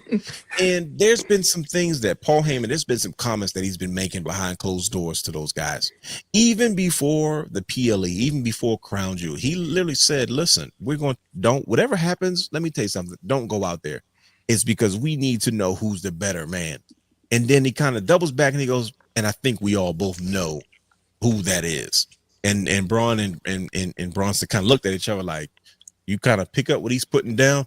And of course, in Paul Heyman fashion, it was so ambiguous. You couldn't read it. You don't know what it is. And Paul Heyman is the showman that he is, the creative that he is. It's like you can't jump too early, is because he might try to bait you into something that's not true, or he might be lying to you directly to your face, or he could be telling you the truth and you think he's lying. But to me, they have already been dropping hints that this was kind of inevitable. Let's just call a spade, right? Everybody knows Paul Heyman's history. Paul Heyman has always historically, listen to me, in front of the camera and behind the camera. Once he rides a wave, he is ready to jump off to the next one. That is, that they all learned it from Dusty Rhodes, and they apply it today. Dusty Rhodes, listen, once you been to jump off. That's crazy. Wow, that's crazy to me. That's crazy work. Once you ascend on one cloud, he said the best thing you can do is jump right off into the next. And Paul Heyman has historically said, okay, cool. Now that we made waves, I'm looking for the next youngest thing. He has historically done it. When they first wanted him to take over TNA, he said he was going to fire everybody over 40. Now this is like Eric Bischoff heyday. We talking Hogan, Sting, Bully Ray, everybody over 40, Kevin Nash, Kurt Angle. He's like, I'm firing everybody over 40. I want to sign Bryan Danielson and, maybe keep Sting and Kurt Angle or something like that. It was I think he said keep Kurt Angle. He's going to fire everybody. I think else. it was only Kurt Angle because he was a free draw. He said, and he wanted to do the build up between Bryan Danielson and Kurt Angle. And that was going to be his thing. So we all know that Paul Heyman's like, he's always looking for the next youngest wave, right? And he has been kind of taking a special interest in Bron Breakker. I don't even trust if I'm Bronson Reed, I don't trust neither one of them because he's next. I was trying to figure out what was going to happen next when Bron Breakker kind of got in his face. But Paul Heyman has a history. We know this. But here we are. So I'm not sold on Seth Rollins got legitimately injured. This is supposed to be a year. Come on. Miss me with all the dirt sheet garbage. We don't know that because why would they be teasing this before that match even happened in the first place? So you can't sell me that. I've been watching the wrestling for too long. But I need to know, is this legit or not? Why the heck did Bron Breakker decide to call his shot against Seth Rollins? If you pay attention to earlier that night in the promo, I was just Seth Rollins made some comments. Nasty work. Your boy was talking greasy. He was talking greasy on the mic, I man. chose y'all. He was feeling froggy. And Bron Breakker was kind of making some faces like, huh? Like, he left it alone until the end of the night. And this is the result of it. Bron Breakker pretty much he ripped Seth Rollins in half. Here's what's intriguing about it. Spoilers came out, right, fellas? Because the show took place first thing in the morning, and I immediately took my phone and said, nope, I'm not looking at it the rest of the day. I assumed Paul Heyman was the mastermind behind this, but based off what happened, Bron Breakker seemed to take responsibility for the lead in this situation because Bronson Reed looked shocked, especially as you can see in his photo, and Paul Heyman looked shocked, even though I don't trust Paul Heyman. But once he kind of got done with him, he got in Bronson Reed's face. He said, look, man, either you with me or you not. Like, he didn't say with me or him. He said, either you with me or you not with me. And then he looked at like as if he saw something in Bron Breakker. Now, if I'm Bronson Reed, I'd say, first of all, brother, get out of my face. Who said I'm the one to lead? Because Bronson Reed has not been a slouch. Like, he's been carrying his own before, Bron Breakker got to this space. Like, before Bronson Reed got hurt, he was on a run. He was putting people down. Like he put That's down true. Braun, he put down Roman, put down Seth. And then he broke his ankles. He put himself down. I was like, dang. You know what I mean? So he still, but he looked at Braun Breaker. It was like, nah. And then he took out some. He jumped in it, and then he got in Paul Heyman's face, and he saw face. Said, look, I'm gonna say the same thing to you, like I'm saying to him. And he asked him the same thing. He got in Paul Heyman's face, and Paul Heyman looked at him.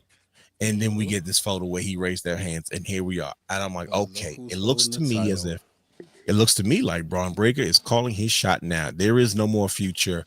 He is now, fellas. How do we get to this point? What is going on here? I did not see this happen. I saw it coming. Don't get me wrong. Just not this early. What's going on? I'm glad it happened. I'm gonna be honest with you. I'm so happy that it happened Tell because us. how many times did Monday Night Raw was the rinse and repeat? Oh, we're the vision. Look at me. We're this. We're the greatest. That's the future. He's tsunamis. We're great. Now go to the backstage. I was so sick of this combination. It wasn't going anywhere. It felt like it was flat.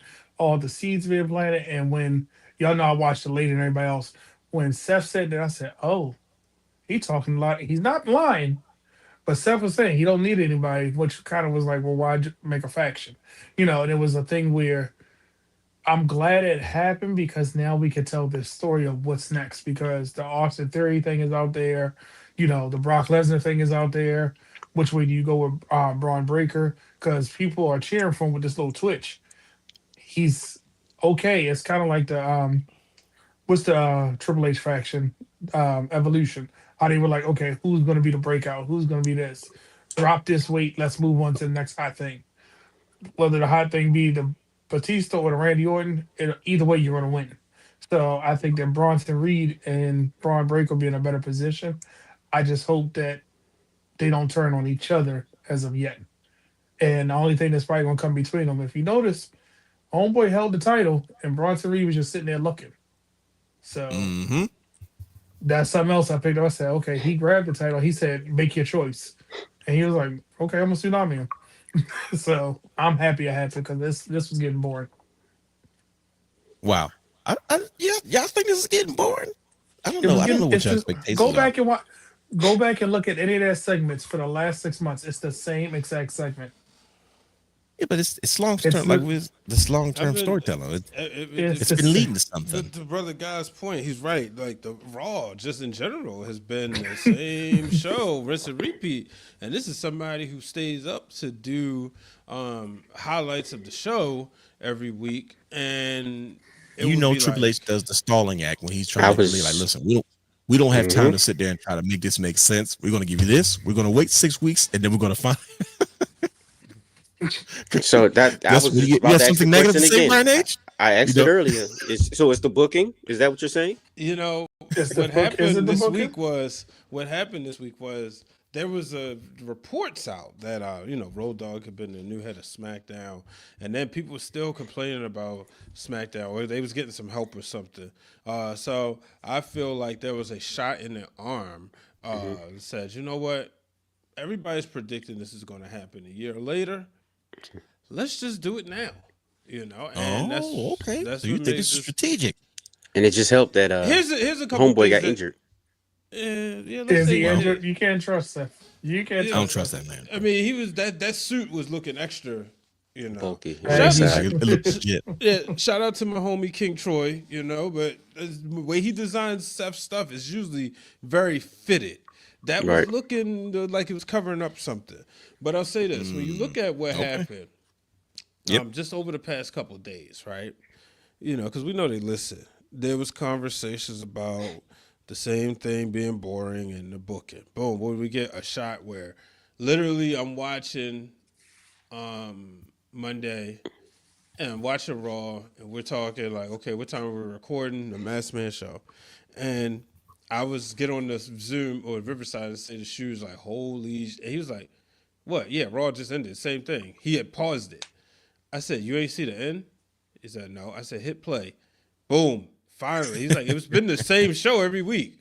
The same ending every week. Then you also look at, there was a lot of conversation on the timeline about these guys shouldn't be the future. They should be the present. Talking about your Okay. Javon Evans and your Leon Slaters. What happened? They go out there. They have those incredible matches, and then a prominent backstage interaction with the freaking Hardys.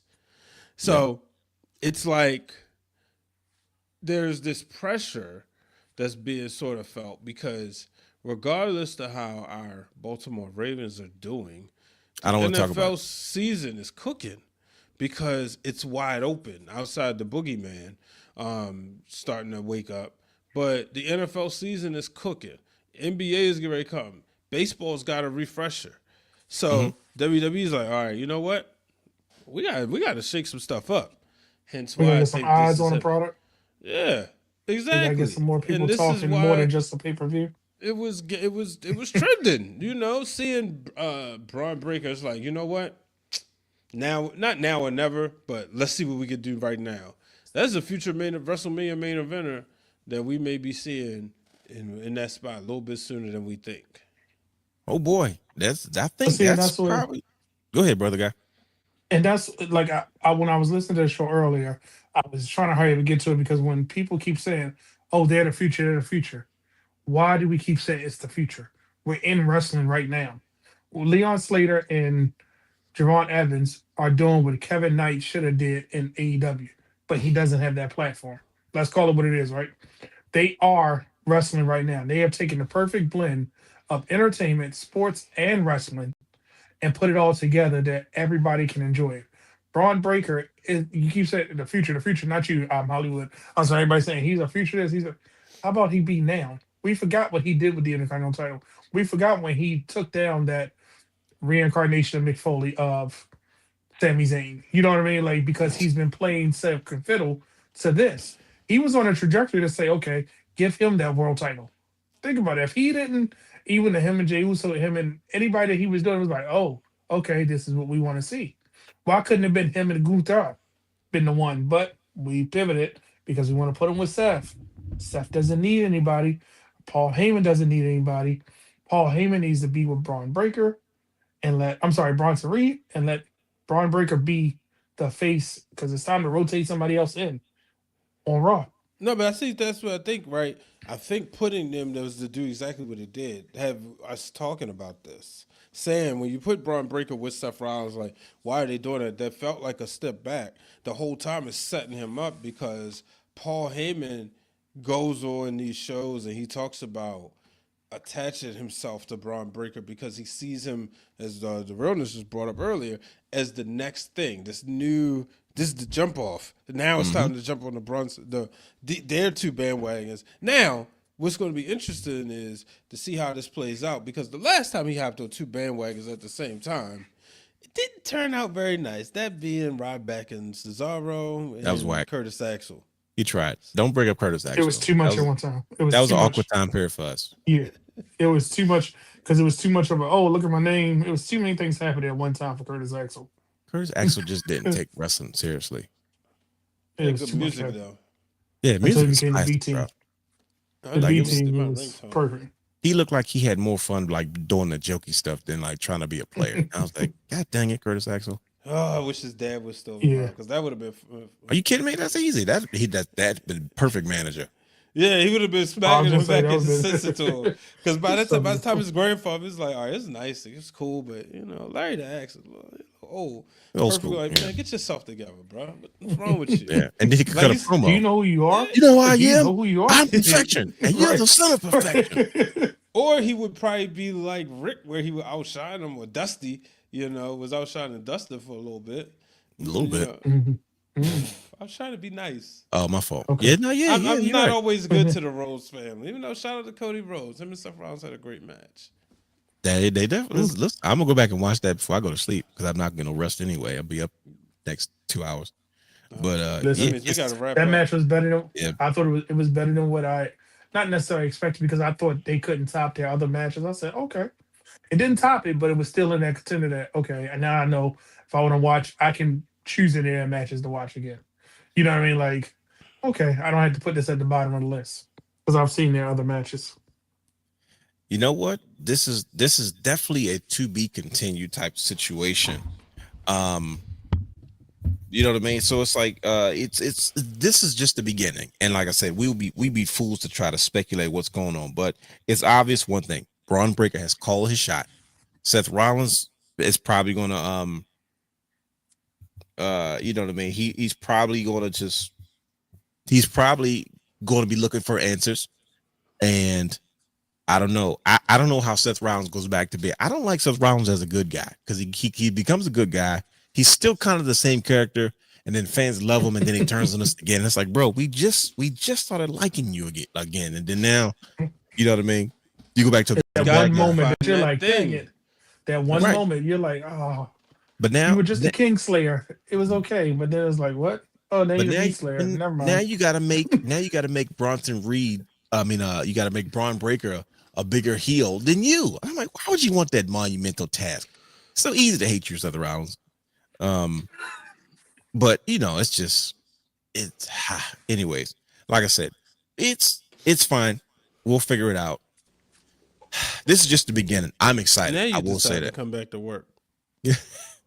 Don't pick with him. He's having audio issues. I asked him to check so we can He probably can't because hear. we're about to wrap He's this not up. very super. Brother Hugh, I don't know if you can hear us now, but Brian H is teasing, and I don't approve of it. I'm just telling you, he's spreading it, what you call it. But yeah, these two young guns, Bronson Reed, Braun Breaker, they're pulling the trigger early, and I definitely appreciate it because these guys are, especially Big Jonah. Big Jonah got cut, but I remember they did a callback to his match with he beat Okada in New Japan. And Mhm. I know it kind of fell on deaf ears during the time period because, like I said, this is one of those moments. But to me, I think that was not the match, but one of those moments where they were like, okay, when DX knew they were taking over anyway, they like, hey, look, man, we can probably do something. They kind of set him on the right path versus, where Brian H. your man Vince wanted to put him originally. But this is just the beginning. I'm sure we'll have plenty of conversations. We're not going to speculate. It's because this is going to go But you way know what further than happens. any. Yeah, we're not doing that. But I'm going to have fun. Oh, I'm going to have fun. I know Brian H is in a slump. Hopefully, we have done our part today, Brian H, to bring you out of this Grinch-like. I confirmed on X that yes, Brian H said I am a Grinch right now, and I have gone out and I publicly said yes, he is. I can confirm this, and I hope people go back and listen to. Hey, I do have a question for you. Why do you ask questions? I'm long-winded, and you ask me a question when we're trying to go home. What's the deal? Because I always Go been ahead. throwing random YouTube videos, so they pulled up video games, and then I was triggered to a memory I saw from Ice Cube Jr. Earlier today. I love that you And call I him Ice said Cube Jr. That's I had fun. to ask you this: Yes. Is Here Comes the Pain better than No Mercy? That's not fair. That's not fair. Why not? So it's two That's different that's it's not two. If in top 5 video, That's like wrestling saying- video games, no That's because still here not comes fair. Here Ooh. Comes the Pain was a beast. Like that was I'm gonna tell you the worst part about Here Comes the Pain is that Shawn Michaels wasn't in gear. He had NWO clothes on. But Here Comes the Pain was not a slouch. I think the historical reference of No Mercy and just what it stood for, and it's kind of like it stood its test in time. I mean But- to you though. No, that's not what. Well, we gotta get ready to get out of here. Because I'm not gonna, you know me, I'm not biased. Like No Mercy is No Mercy, but Here Comes the Pain was like, I mean, that was the game that got me back in the wrestling games. Period. Oh, okay. That's the first game that I was like, yo, like I was playing it. Like, and that's kind of what reeled me in. That's because during that time period, I wasn't really watching. I knew about it. I was fake stopping in front of the TV for 20 minutes at a time. And then the minute I got mad, I'm like, this is why I don't watch this stuff anymore. But I sat there for 30 did you minutes. Play Shut Your Mouth Does that before or after? right before. No, To did not play Shut Your Mouth. me, the roster better because it's the perfect blend of the Attitude and the Ruthless Aggression era. See, by the time Here Comes the Pain came out, a lot of the Attitude era people was off. My favorite wrestling roster for the WWE 2K, it was 2K Raw vs SmackDown. Was it 2K9 or was it already WWE by that time? It's in 2009. It was Raw vs SmackDown 2009. Raw, that was my WWE favorite 12 roster. was when it changed. Yeah, that was my favorite roster. Like before, because at that time I said everybody I love is on this game. Because I remember they had the Hardys on there. But yeah, that's oof.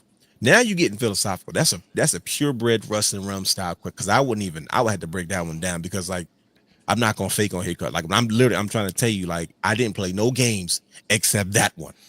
Like that's the only reason the PS2 got turned on was to play that game. I never thought I'd hear you say I'm trying to tell you, bro. Was remotely close in the See realm of No Mercy to you. Because you got to be like Roddy Piper, man. You got to ask the right questions, and that's just. I mean, if you, I mean, what you? Wait,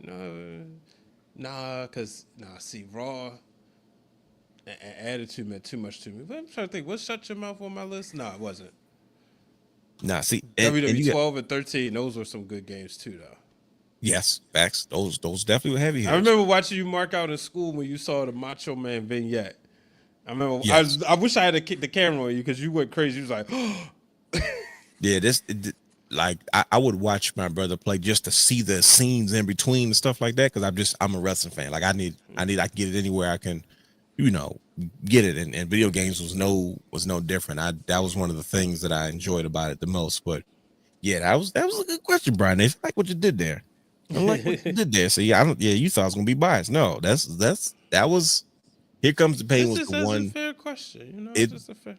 Well, I appreciate you doing unbiased journalism despite your Grinch-like behavior when it comes to. I'll tell you what I did do though. One day I feel so bad, brother. All he can do is shake his head and like he just. I can. Well, that's tell. what he do with video games anyway. He don't play. He just turn them on and watch them. Like he'll watch a whole season of like King Griffey Jr. Doing his thing. So this is normal for him. But don't do that. No, it's all respect. yeah, you got it. You stupid gump. Keep talking. See, at least I'm gonna imitate you right here. All you gotta do is unplug your mic and say something. But no, you didn't want to do that. You want to you want to sound all cool and smooth. But what I was about to say was, go ahead. On WCW versus the World, they got all the New Japan guys. I found a list where they tell you who's who. So you figure out who is the real, like which one of those wrestlers is Kazuki Sasaki. And they didn't have real names on it, did they? No, only the WCW people. But the Worlds didn't. Because that's how it was for N64 when they had WCW versus NWO World Tour. Yeah, it's the PlayStation it's version. The equivalent version. Yep. Yeah. So what they should have did was kept the controls the way they got it for WCW versus the World. Mm-hmm. If they would have kept that for Nitro and Thunder, and kept the layout, we could have had a conversation about them being in the same wheelhouse as far as Thunder versus Revenge. You always make excuses for complicated PlayStation stuff. When N64 had the same format for WCW versus NWO World Tour, the same format for Revenge, the same format for WrestleMania 2000. That's what they should have did for. That's what THQ should have did for PlayStation for the WCW games. They learned their lesson now because once they got WWE games, they made it more simple, and that's why SmackDown too is. We have to do an updated. Have we done a video game show? No. We got to do some type of video game show. We got to somehow incorporate Twitch with this because this is we've had these conversations before where we've never been able to go into like wrestling realm depth about it, and it's we've been trying to figure out how to get in that tap into that space a little bit more anyway because this could go another 2.5 hours for different reasons. Like we could be like, no, wait a minute now, because our individual video game histories are tied up into us being wrestling fans. Like I just told you, like that's something like you just literally said to me. I know you since like 1976, and you literally said to me, I have never heard you say anything that has come remotely close to No Mercy. And I'm like, that's as soon as you said, "Here Comes the Pain," it's the greatest game. I mean, it is. No SmackDown too, though. Well, I mean, listen, PlayStation guys are PlayStation guys, and 64 guys are 64 guys. That was back in the 90s. God dang it! I just realized my daughter left the Super Nintendo on. She was getting her first taste of Super Mario Brothers. I had to start her with one. We still working on that. But I was showing my mother today WrestleMania Challenge. I said, "Ma, this is the original game you bought me like 35 plus years ago." See, like my grandfather watched me play that game. That's why you can't that's got to go in the case one day. Whenever you when you decide to hang it up, like that's we're sentimental hoarders. I know I am. So it's like, you know what I mean? So so there we go. We're all pretty. Brother guy confirmed he is too. I'll be like, I don't want to get rid of it. Hold on, real quick. Like, why do I still have mine? It just came on. Sherlock is Shamrock's name. Okay. On WCW versus the World. It's like it literally just came on YouTube. Black Belt is actually Ken Norton. Like they break this video. Okay. You'll put it on. You had to figure it out. That's not Ken Norton. Scott Norton. Scott Norton. Football. Gotcha. But Yeah. Ken Norton was at WrestleMania 11. Wow, there you go. That's a fact we did not need to know. Ken Morton. Hey, WrestleMania 11 introduced me to the NFL. In all fairness, that's how I learned about the NFL was through WrestleMania 11. Shout out to Mr. Man that's for true. that. That's how I knew about Lawrence Taylor. Yeah, exactly. Bam Bigelow. I had no idea. Bro, I just remember I that went fade. I got like the magazines, and And then I'm Matthew seeing Bigelow. these players, and I'm like, okay, so he was on Bam Bigelow's team. All right, Chris Spielman. Okay, he played for the Lions. All right, Steve McMichael. He played for the Packers at the time. I didn't even realize he was a Bears legend. I just wanted the WWF football jersey that he had on in the match. I don't know. Is that wrong of me as a kid? I should have known then I was going to be in the clothes, but it's okay. It's crazy. We'll continue this later on. Okay, we got Brother Hugh back. We hear you. Oh, you can hear me now? Okay, good. Yeah, we hear you. Brother, I can only imagine what you probably wanted this because you said something before, and I was like, "Does he know we can hear him?" It's okay. Nah, see, the lines the bars weren't going up, and you know what I mean. Oh, so I okay, couldn't okay. So you really couldn't tell that repeat it it. was. Yeah, Okay, man, listen, you live and living. You got bars? Sounding good. yeah. Come on, tell us. Stop playing with your audio. He equipment. always I trying to ain't I ain't realize he had I ain't realize he was monitoring his bars. I know he sound good on the mic. Come on, bro. He always trying. See, we just Press say, I play. told you. We try. I see. I'm sorry, brother. I feel like I brought unnecessary attention to you. I didn't mean to do that. No, it's all good. It's all good. Okay, all right. Yeah, but He's ready. He's always ready. You know he's gonna throw a one line Yeah, at you. you know. no, he's ready. He definitely gonna keep one in the chamber.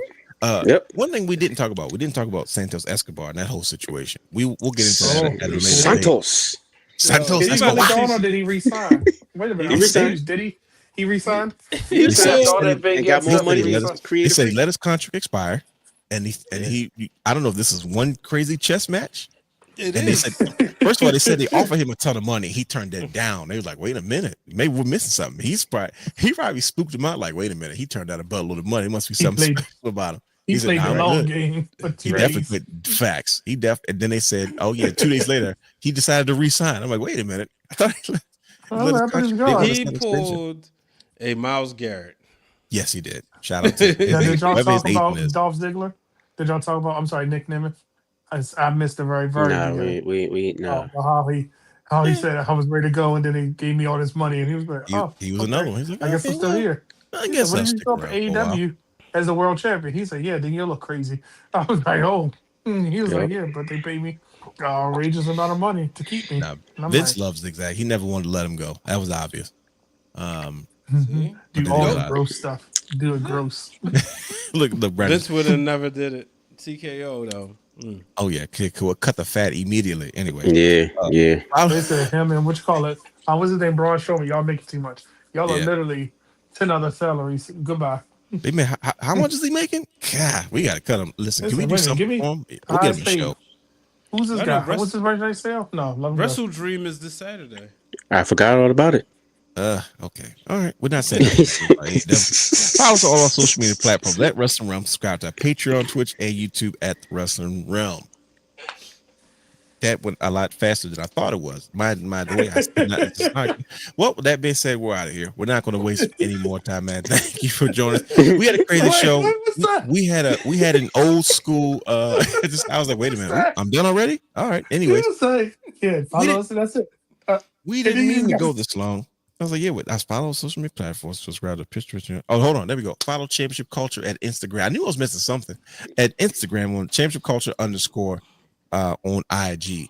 And of course, if you're missing out on Championship Culture, head over to youtube.com/playlist Championship Culture and check up on all the latest episodes of season 3, 4, 3 and 4. 5, 6, all of them. 7, and 8 in the works.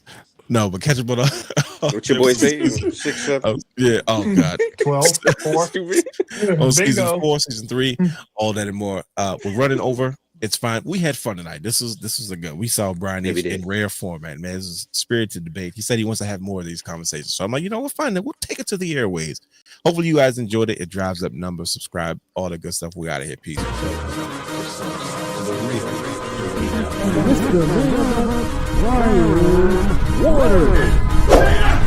Houston, we have a problem.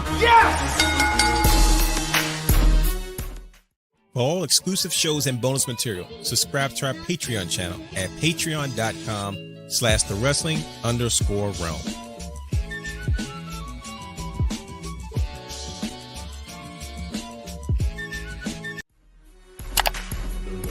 can watch all of our Wrestling Realm content anytime on youtube.com/The Wrestling Realm.